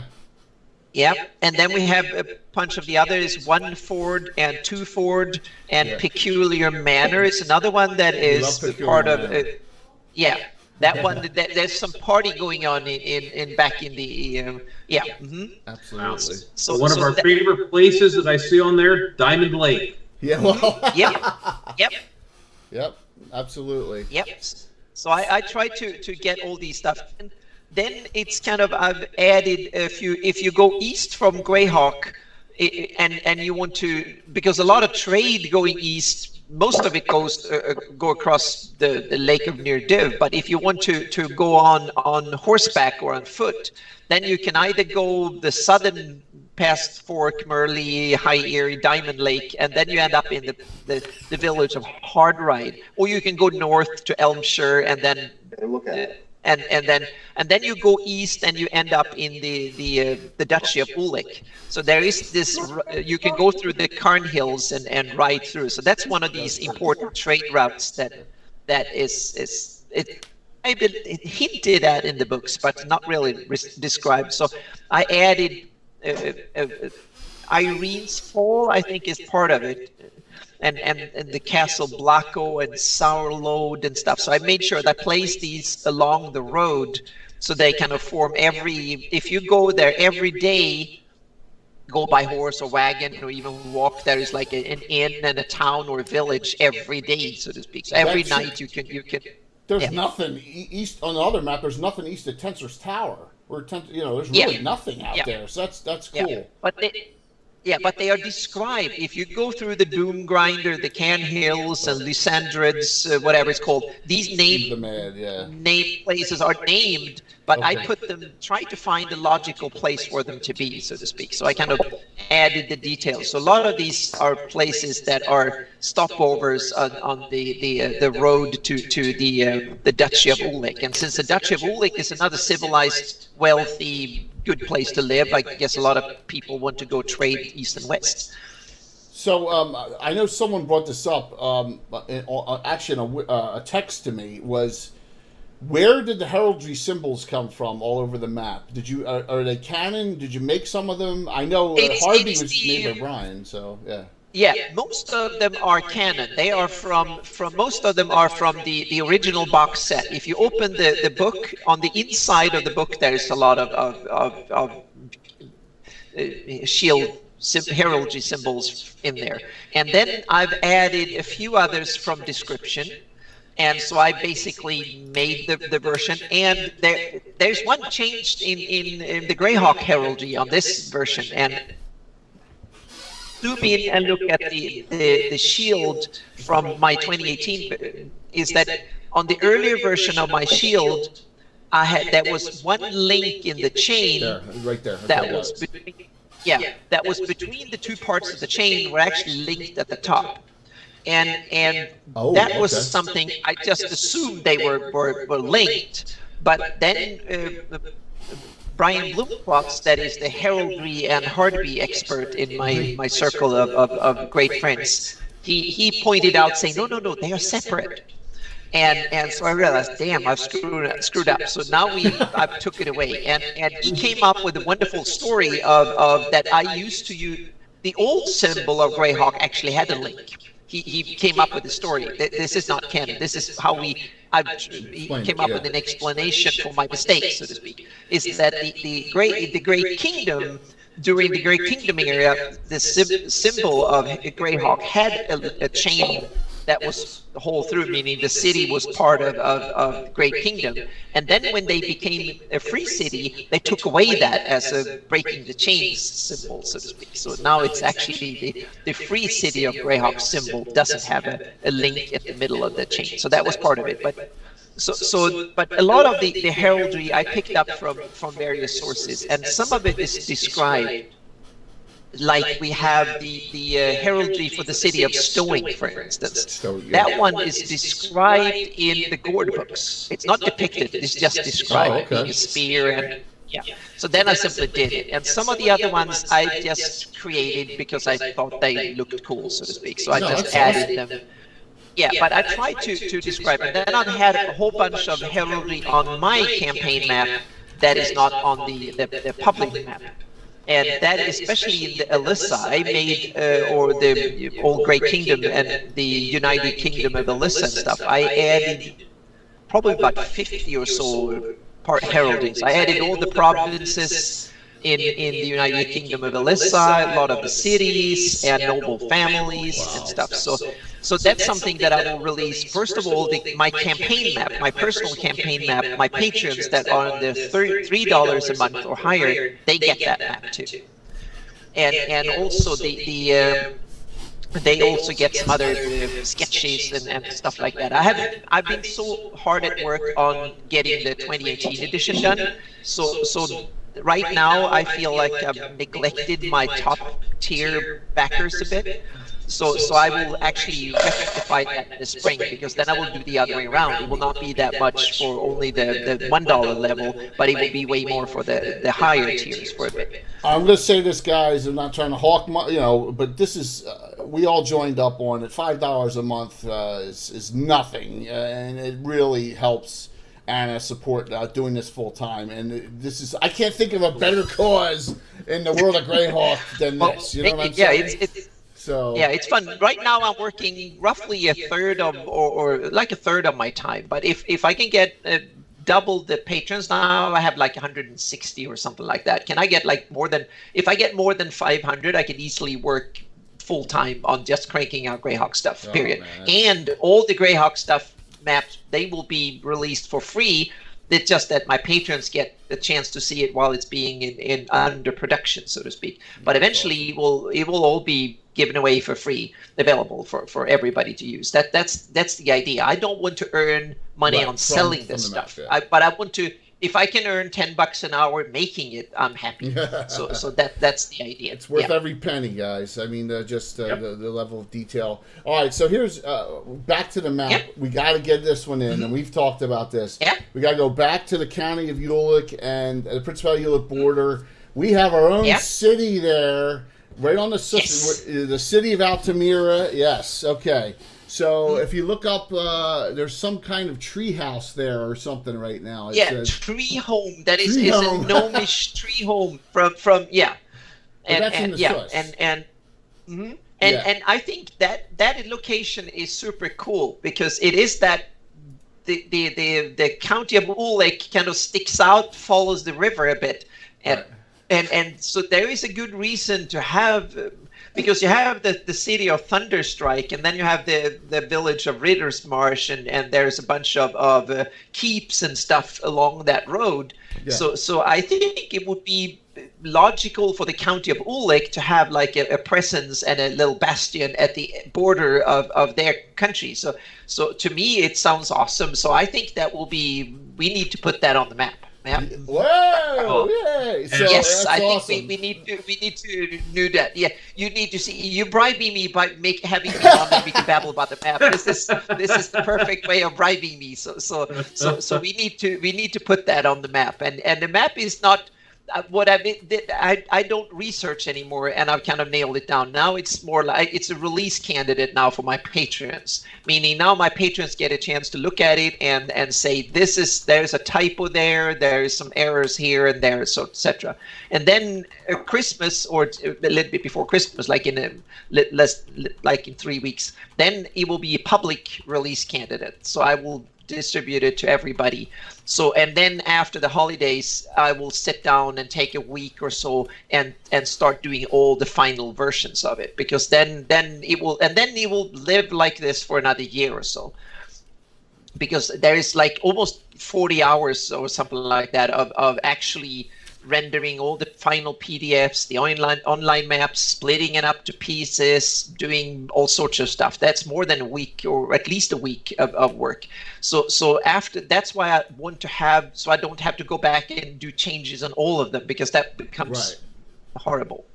Yeah, so that's the reason for this procedure, so to speak. So I've done yearly updates, but now I've decided this year. Now I have more time, and I wanted to upgrade the whole map. So I re-edited the terrain and adjusted it. And in my opinion, now I was kind of fed up looking at the map, but now it feels new again to me. So I love the way that the terrain turned out, and now I have 20 years of terrain editing knowledge in the back, so to speak. So now I know the colors, what to aim for. So the old colors were garish, and I didn't have a color corrected screen when I did it, and so it's kind of it's a huge improvement.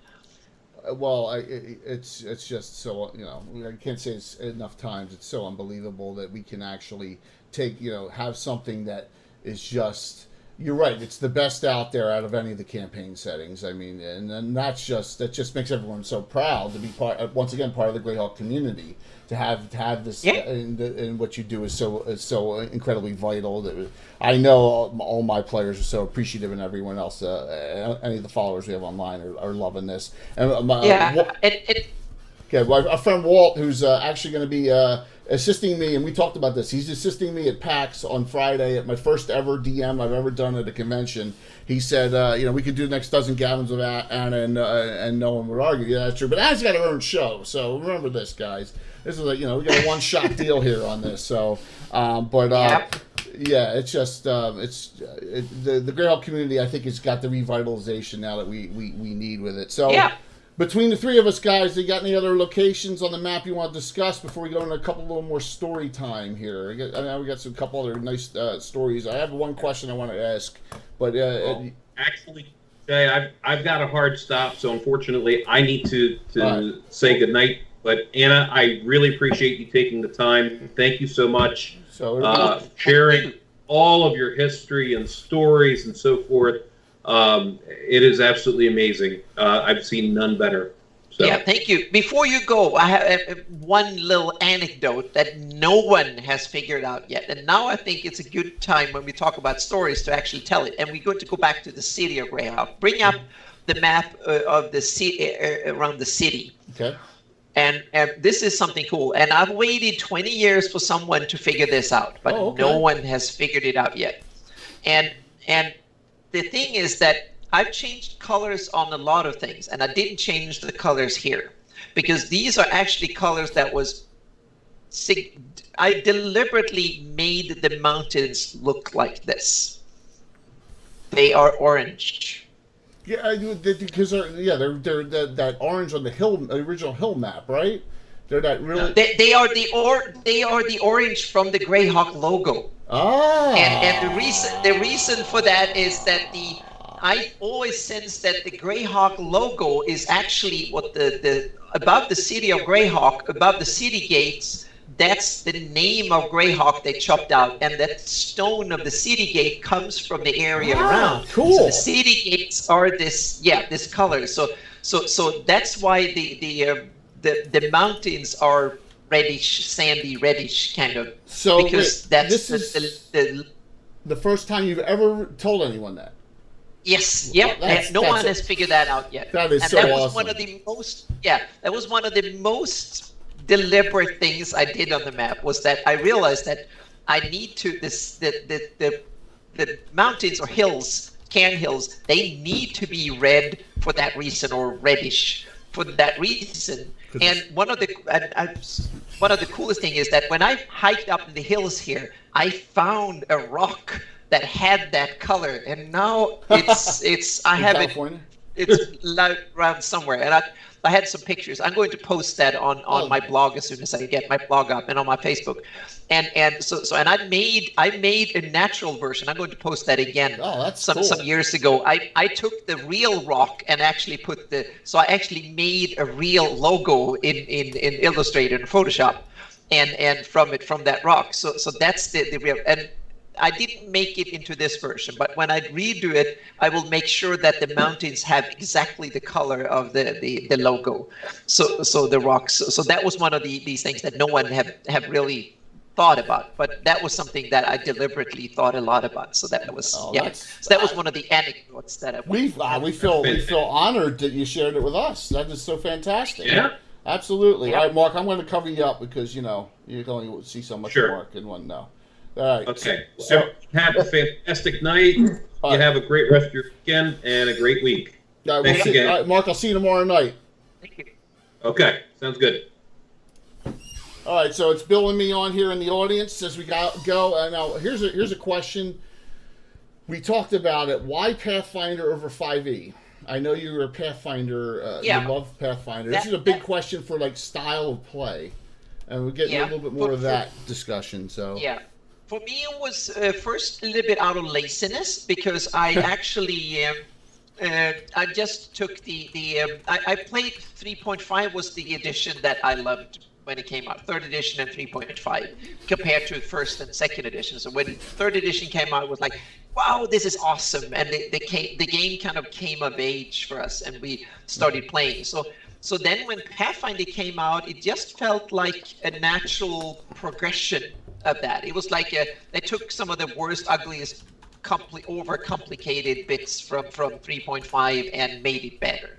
So that's why, and then I tried 4th edition, and I played a bit in 4th edition. I didn't run any of my games in 4th edition, but I played in other campaigns in 4th edition, and I realized that I loved some of the bits, like how spellcasters worked, and that wizards, even low-level wizards, had cool spells all the time. I just loved that. That was something I loved in 4th edition, but it didn't have the depth that I wanted for my games. So I stuck with Pathfinder for my games, and then it became, and then 5th edition came out, and then I was established running my game, and so I just kept it. But now I'm in the spot again, because now I'm thinking, should I go 5e or should I go Pathfinder 2nd edition? And if you asked me a month or two ago, then I would be like, 5e looks really cool and it's so popular or whatever. But now I've played some PF2 and seen some of it, and I kind of so I like both. I'm not dead certain which way I will go. So I might run the next ones in Pathfinder 1st edition with some house ruling. And one of the things that I'm really one of the problems with 3rd edition and 3.5 that they fixed in 5th edition was that the armor class and to hit just inflate up into ridiculous numbers. Oh yeah. Because you just get a +1. You simply add levels to hit, right. And that means that armor class just need to scale up. Meaning, if 1st level character can't hit something that is 10th level or higher, it's just impossible. Right. And that's something that they fixed in 5th edition. Okay. And that is, to me, that was fantastic.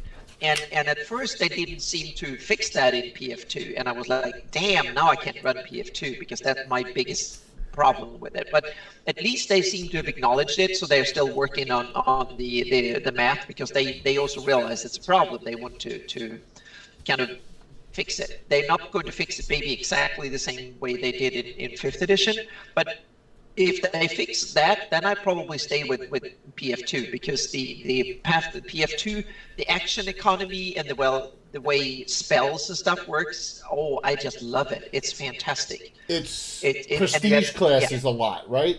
And that. Well, they actually in Pathfinder, it's just like in 3.5 prestige classes, and that's one of the concepts that I just love, because I developed several prestige classes for my own campaign. And I just love to have prestige classes as a way of diversifying things and specializing when you go up in level. And the idea, I think it's awesome.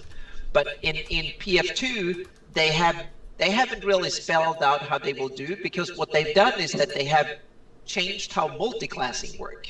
And that is kind of difficult, because now all of a sudden they made everything into feats. So basically, everything is. We kind of did that in 1E2E though. We kind of have weapons proficiencies in with feats. We have it's kind of a hybrid thing where so we've done kind of like that on our own on our house rules for 1E2E.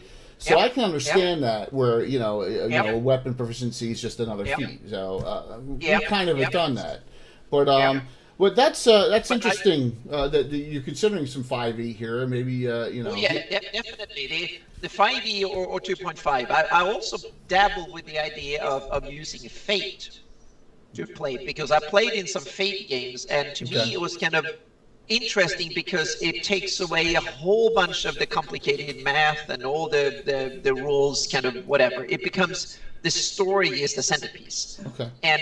But I haven't played fantasy in Fate.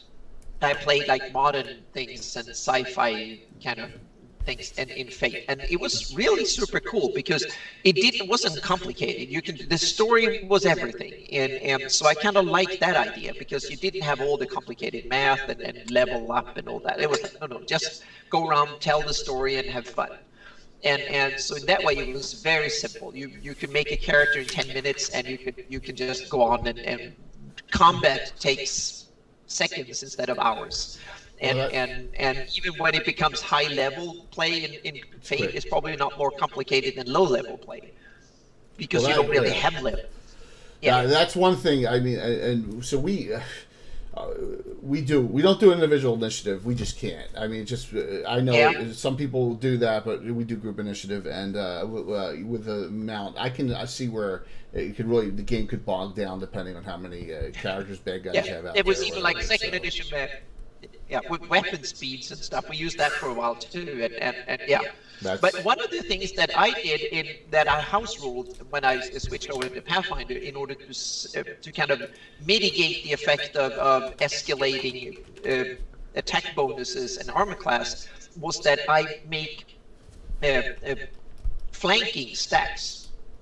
So flanking, not only it stacks, so multiple flankers add to it, and it adds to both to hit and damage.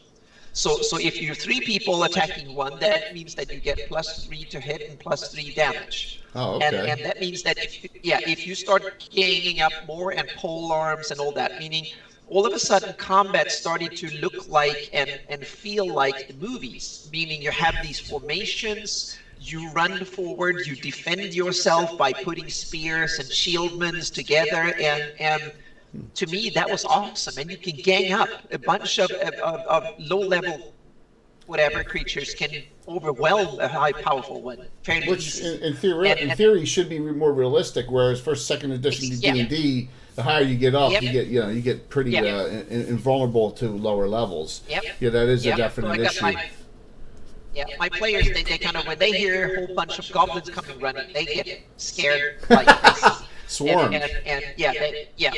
So you have and city guards and stuff like that becomes as powerful as they should be in order to be able to defend the city. So that has worked really well. So whatever game system I have, that's one of the house rules that I want. That's great to know about a house rule that you have. So it's +1 hit and damage stacked beyond the first. Yeah, exactly. If you're 2 people attacking someone, you get +2 to hit, +2 to damage, and then just escalates upwards. What's your maximum you can attack on one human?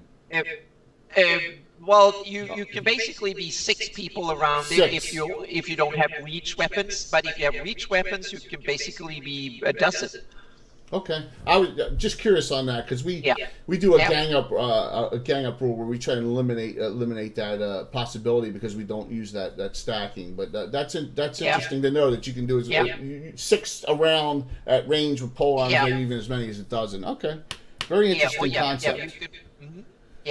Because I want to emphasize that numbers count, so to speak. So and also to be organized, to break ranks, because then to gang up and have shield defense and form small groups, that means that you're really much more powerful that way, and you can defend yourself. And that also means that a bunch of people can defend the doorway much easier. It's damn hard to go through organized defenses that way. Absolutely. So Bill, don't you think Tim would love those rules? Well, absolutely. I mean, you're looking at a more realistic form of combat. Yeah. Yep. It's something we may play with. Something we may play with. It's a great idea. So, Bill, what do you got? Any rules or game questions for Anna? Or anything? I got a big one I'm going to save, but I was wondering if you had anything you'd want to discuss with her.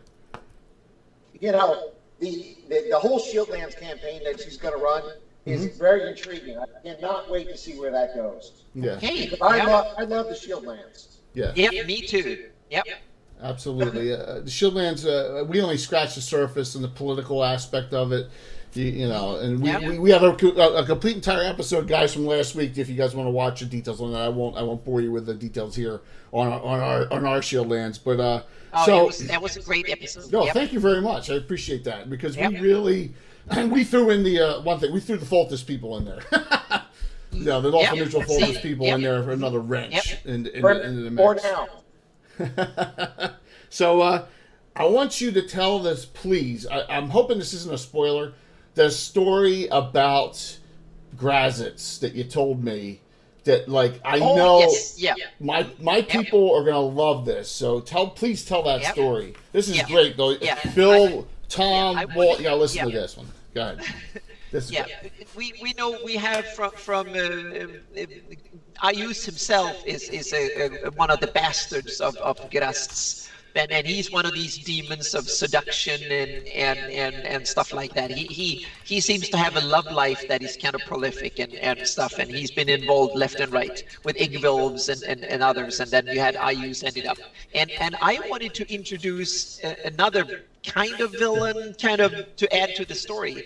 So I simply realized that just he's been out having fun otherwise. And one of the key characters in the campaign is Elclav, the Drow high priestess of Grust. And I realized Grust must have had fun with her too. And so I realized it's a love child between Elclav and Grust is kind of, that's to me was kind of obvious. It must be there. So you have Yes. a Drow half-demon Cambion. Yes. And it's the half-sister of Ayuz. And in my campaign, I called her Zestra, and because she's one hell of a character, because she is both a drow and she is a half demon of the type, and she has 6 fingers just like her dad, and she's taller than a drow, stronger than a drow, and so on. But she has a lot of these, so she looks very much like a drow, but a bit taller, beefier, and have 6 fingers, and she's this kind of a love child of Grust. Grust adores her and in many ways, but that also means that she gets more freedom, so to speak. So she's not thoroughly evil. She's more curious, kind of running around. So Curious. she's basically she's curious and bored, and she's also these kind of loved, spoiled, rich people. If you take from the real world, meaning they want something to do, and if you have everything, and your dad is running a couple of planes of the abyss, and your mother is some high whatever, meaning you have everything to do. So she had one of Lord Vuron is another character from the Gygax, the Gord books. He's one of Grast's advisors, and he's an albino demon, an albino white demon. And I've seen some awesome drawings of him. He's kind of a little bit of a skeletal figure with red eyes and a white one, so he's kind of cool. And he is a very, very wise and patient demon compared to all the other demons. He has patience and wisdom and intelligence, and he kind of mentored and told little Sestra about the world and opened the eyes. So she wanted to see the multiverse and do things, and so she became kind of I would say half simply globetrotter, and half she's realized she wants an income and she wants something to do, and she gets bored, so she wants so she's become basically a high level assassin. You can hire her to do nasty missions and stuff. So she's a little bit globetrotter, just go around having fun, and then she's doing daring missions, and she's also a kind of secret agent for her dad that he can send to kind of keep an eye on things and go and tell Ayus or others to fuck off and don't do this or whatever. So yeah. So she's damn powerful, and she's That's kind awesome. of a ranger assassin, kind of, yeah. Ranger Stuff like assassin, that. is that what you have her as? Yeah, she has a whole slew of skills that way. She's a survivalist more than anything, so to speak. So she's damn good at combat close up if need be, and she's also damn good at surviving in almost every environment possible.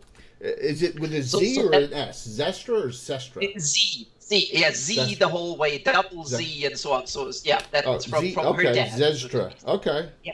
Well, Yeah, Zestra with Z and E and then double Z again. So yeah. well, Walt, he said, don't like Anna, don't give Jane ideas. Well, she's already given me permission. Anna's already given me permission to use the character. So there you go. Yep. All right, Zestra, Zezztra.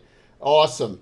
Some version of that will appear in the future in our campaign. Yep. It's such Yep. a fantastic So idea. that's yeah.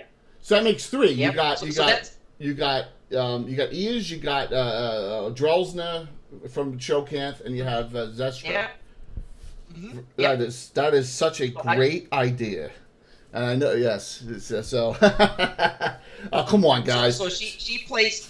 Yeah, she plays the role of ambassador to IU. So when Grast wants to send a message to his stepson that he doesn't like much, IU's, then he can send her to do things, and she doesn't like her older stepbrother or like half brother. Sees him as some barbaric kind of hoodlum from out there somewhere, and she's sophisticated, knows the world, and so on, and IU's is just a brute in her opinion. So yeah. CN with evil tendencies. Yeah, I would say she more like neutral. So neutral. She's neutral with and with some evil tendencies. Okay. Yeah. Because she doesn't care much about that. She's more kind of more out of curiosity. She can be the one. She wouldn't be the one torture someone, but she can watch someone else torture more for like, is that working or that way? So she can, yeah. So I wouldn't put her as pure evil or anything that way. But she will be the one that and she can for fun take a position just to see what happens a bit. So yeah. Oh, it's just brilliant. It's so brilliant. Now, our rules guys, Bill, you're missing something here. What are you missing about this discussion that doesn't in our campaign? It would be completely different with a Clavdra. She's dead. No, she's not dead. She's not dead. She's not dead. She is a follower of Grazitz in this world, and not Elder Elemental Guide in ours, where they're the Eel Sears families, the offshoot. They're against Loth. So you didn't, and Anna you never did that. You never did the D3 in the G1 through series, right? Correct? You never implemented that. Yeah, exactly. I haven't. Yeah, I haven't played it. The Hoplite is the only module I played as intended in my campaign, and actually, to be honest, I haven't run it in my campaign. I've actually played it as a player the way it was intended. Yeah, so I haven't run it as intended. So yeah. Just to show some differences on that, guys. So we ran with it, and that's where a lot of people, and you see, there's an argument out there. Who's a Clavdra actually worship? It goes back and forth forever on that. So just to see, it's different in different campaigns. Yeah, in some campaign they like to have the Elder Elemental Gods play a huge role, and in my game world it might be there somewhere, but I haven't really. It hasn't. Yeah, so and that's the cool thing. You take this as a canvas, and then you paint with the colors the way you want, so to speak. That's how I see it. Absolutely. That's what's so great about it, is that you can just make it whatever you want. And like we've really, I take the ideas from my players, and you probably, by the way, how many people do you have in your campaign? That's a good question. So it's varied over the years. It's been 4 sometimes, and we've up to 8, even 8 or 9 for some years. And then we actually had co-DMs. So we actually had, for some years we had 2 GMs. So we had me and another guy. We did it. So I did the story bit, the planning, and was kind of the arbitrator. And then my co-DM, he played the NPCs, and he kind of ran with it. So he was basically, I didn't know what the major villains and stuff were going to do because he did it.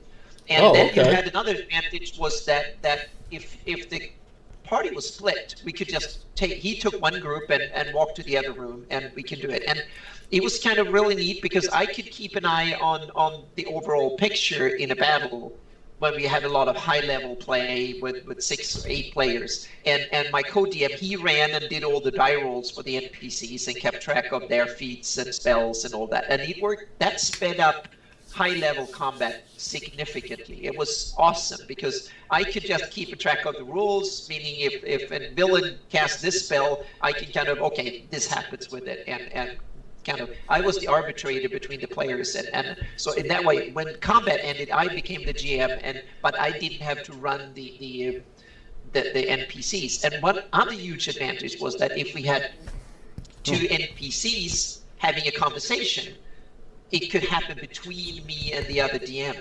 Right. So And that because normally it's so boring for the players to Talking to listen yourself, back to and one forth, person yeah. talking to himself or herself. Yeah. I run into that And all of a problem sudden- occasionally. Yeah.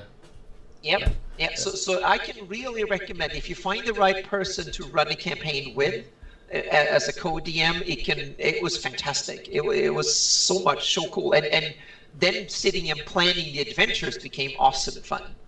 So a lot of the Sestra adventures and stuff came out of that because we wanted really cool NPCs that could kind of come in and out and be more kind of enigmatic. And you can have something that the players don't know, because if you run it as a DM, then it becomes just like a regular NPC. But if it's run by the co-DM, they know this is important, so to speak. And he could kind of move in between. Sometimes he's sitting with me, and sometimes he's sitting with them. So we had all these kind of subtle little things. Like now I'm a member of the party, and he moved over to the player side of doing it. Then he was being treacherous, and he moved back to my side. And so there was a lot of different things you can use to play with that way. I don't recall anyone ever doing that style that I've discussed DMing with, which is kind of cool. I mean, what do you think, Bill? Did you know anyone who would? I but it's interesting. Yeah, that is a really cool idea. It is to have it for NPCs and just for interaction purposes. That's a neat way to do it. Absolutely. Yeah. I mean, and that's the cool thing. Everyone, and that's why I'm so excited about going to PAX this weekend. Is I want to see how other people do things, and I knowledge is power. You just want to learn what other people have out there and what they're going with, and that's why I wanted to expand this beyond. I wanted to expand this to your stories and stuff. And I know we're close to the 2 hours we said we wanted to keep you on this. So, so why don't we see what Bill's doing? Right, Bill, show us what you got going on. Exactly. He's been working on something cool there. So please. There we show go. us. Let's see what Bill the Master Craft is doing right now. Let me switch my camera around. There we got. You see your handprint right there now. Oh, look at that face. Whew, I'm just kidding. Yeah, hold on. I gotta switch the camera around here. Oh man, If I can get it you should be like, come on. Yeah, but it's not switching. All right, well then just hold it up, man. Just hold it up. Hold it up. Turn it around. Hold it up, man. It'll be fine. Well, I got a bunch of pieces going here. I don't know if you can see it. Can you see it from there? This is a Bring new, it down, mountain down a little, star. down. Bring it down. Okay, there you go. There you go. Wow. This that is a what I'm working on plateau? tonight. Yeah, little plateaus. Down a little more. Down a little more. Down a little more. There you go. To the left. There you go. Perfect. Okay. So that'll be What that'll the be hell a size little is mountain that? sport. It's like 18 inches across. Oh, Wow. okay. Okay. And then we'll go over here. These are Good. just some winter pieces. Oh, wow. Yep. Oh, someone let the cat in. Yeah, so he's got, where are you getting the trees from? Tell everyone about that story. That's a pretty amazing the creature. trees are great. It's like a huge find for me. They're just Lowe's has them. Lowe's sells them like this, packaged, or any of the craft stores. And it's like 21 trees for $12. Yeah. Wow. While the holidays are here, Yeah. And then I paint over them too, just to add more texture to the trees. Yeah, so it's a he's always doing something. He's doing so much stuff now that I got him like 4 IKEA shelves behind to fill the racks with it, which I really appreciate. Let me tell you something. We use it all, but like I am loaded up with stuff. Yeah, and challenged me a couple weeks ago to make winter terrain. So Yes. So we went with our winter terrain scene for the first time ever, which is really cool. A lot of it was shown on last Thursday night. We did BattleTech, and we're going to finish that up, but we're going to continue. Yeah, he's Naz. He's doing some great stuff, as always. And right now he's in the middle of painting, getting through the 15. No, is it 15 or 18? It's 18 figures, right? 18. 18 figures he's got to yeah. get through for this new group of firsts, because we've furry characters in and out. So. Let me think here. So, do you got any final questions for Annabelle? Anything you want to ask her or discuss? No, I mean, it was a lot to go over tonight. We could do 2 more shows like this. I know. It was very informative. I love hearing how other people's campaigns work and how she started working with the maps and going from there. It's really interesting. The time that she puts in on these projects is fantastic. It's impressive. It's absolutely impressive the amount of time that you put into the map making. I'm saying that I don't. It's going to remove a major. It's a storytelling aspect that now there'll be a reference to, and that you can utilize. And we don't have to worry about, oh my God, what am I going to do getting the map up for the main terrain and stuff? I'm going to pop it right up. It's done. I mean, it's so fantastic. I'm so excited for looking forward to, I know 2018 is going to be, out for everyone, but I'm so excited to the editable one in 2019. I mean, right? You're looking sometime into the year by 2019, having that so that the Patreons can make some changes. Anna, is that what your time frame is? I think I lost Anna. I think I lost her. Yeah. I think I lost her there. So one sec here. We lost her, and I'm talking like up and trying to get her back on here. 1 second here. Looks like I lost her. All right, let me try and call her back.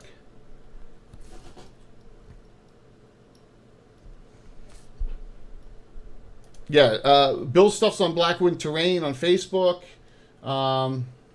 If not, Tabletop Crafters Guild on Facebook. Yeah, it looks like we may have lost Anna here. She may have lost power completely. She's I'm trying to get her. We'll try one more time here on stuff, but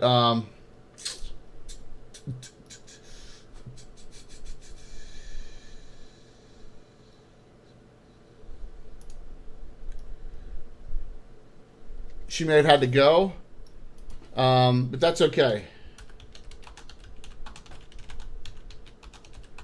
So let's do some quick updating here.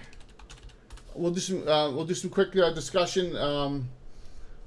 Tomorrow night, Mark and I are going to do our DM crossover campaign. We're going to discuss the Siege of Bordrin's Watch, Mark's first adventure, and what I have in store for my group on Thursday. We're gonna finish up the BattleTech scenario we started. Lost Tech Hunting on Solaris 7. Oh, there you are.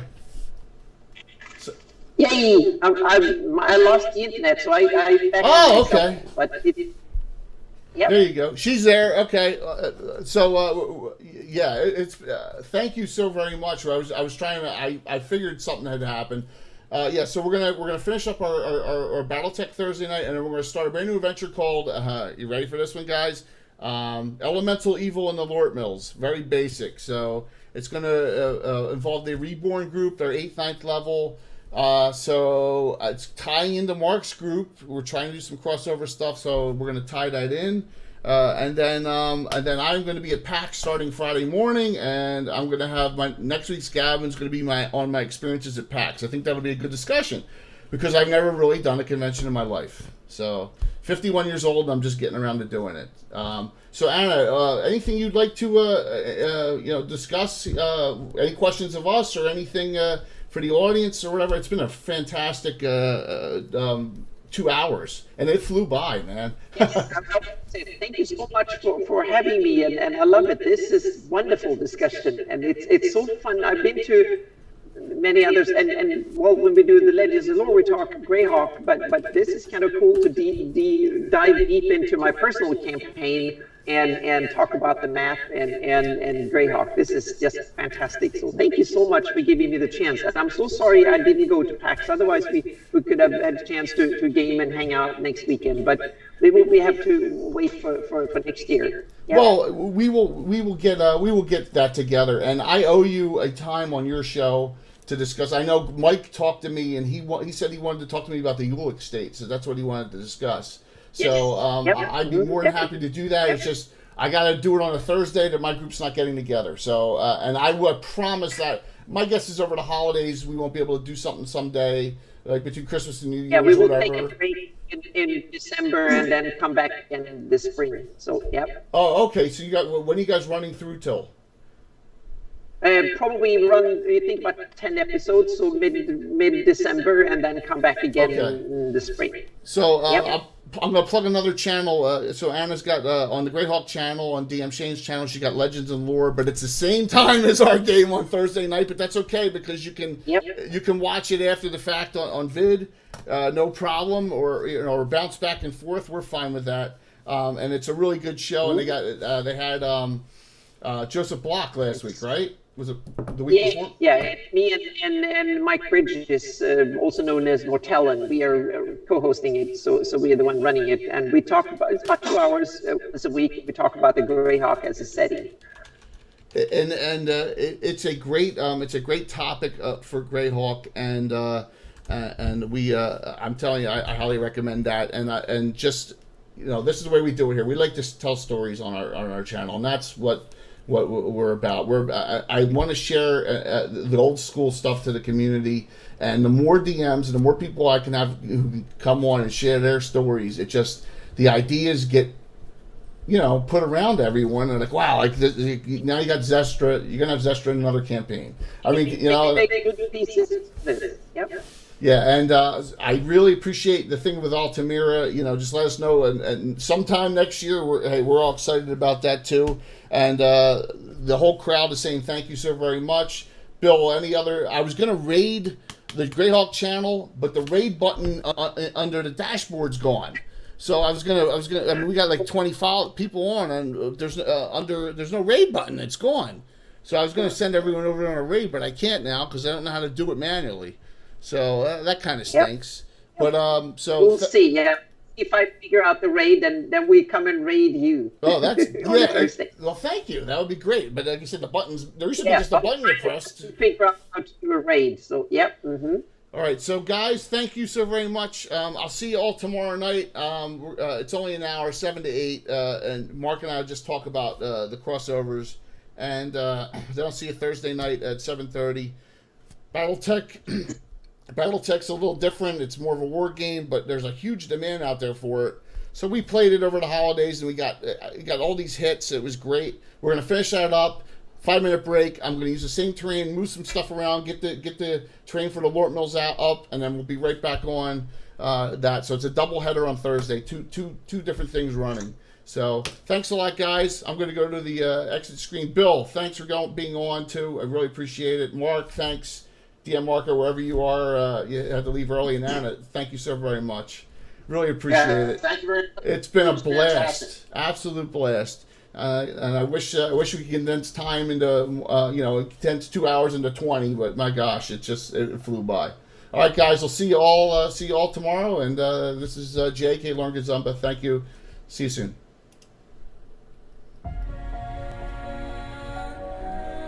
Anna, that was great. That was fantastic. Oh, I gotta go.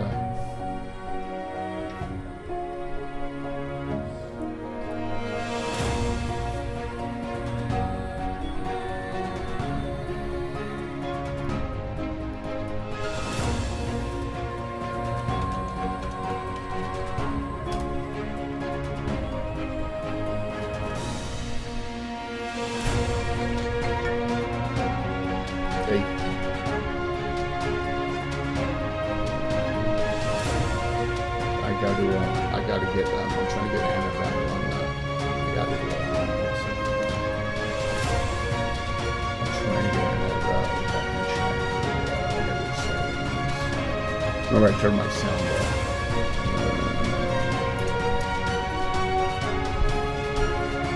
Yeah.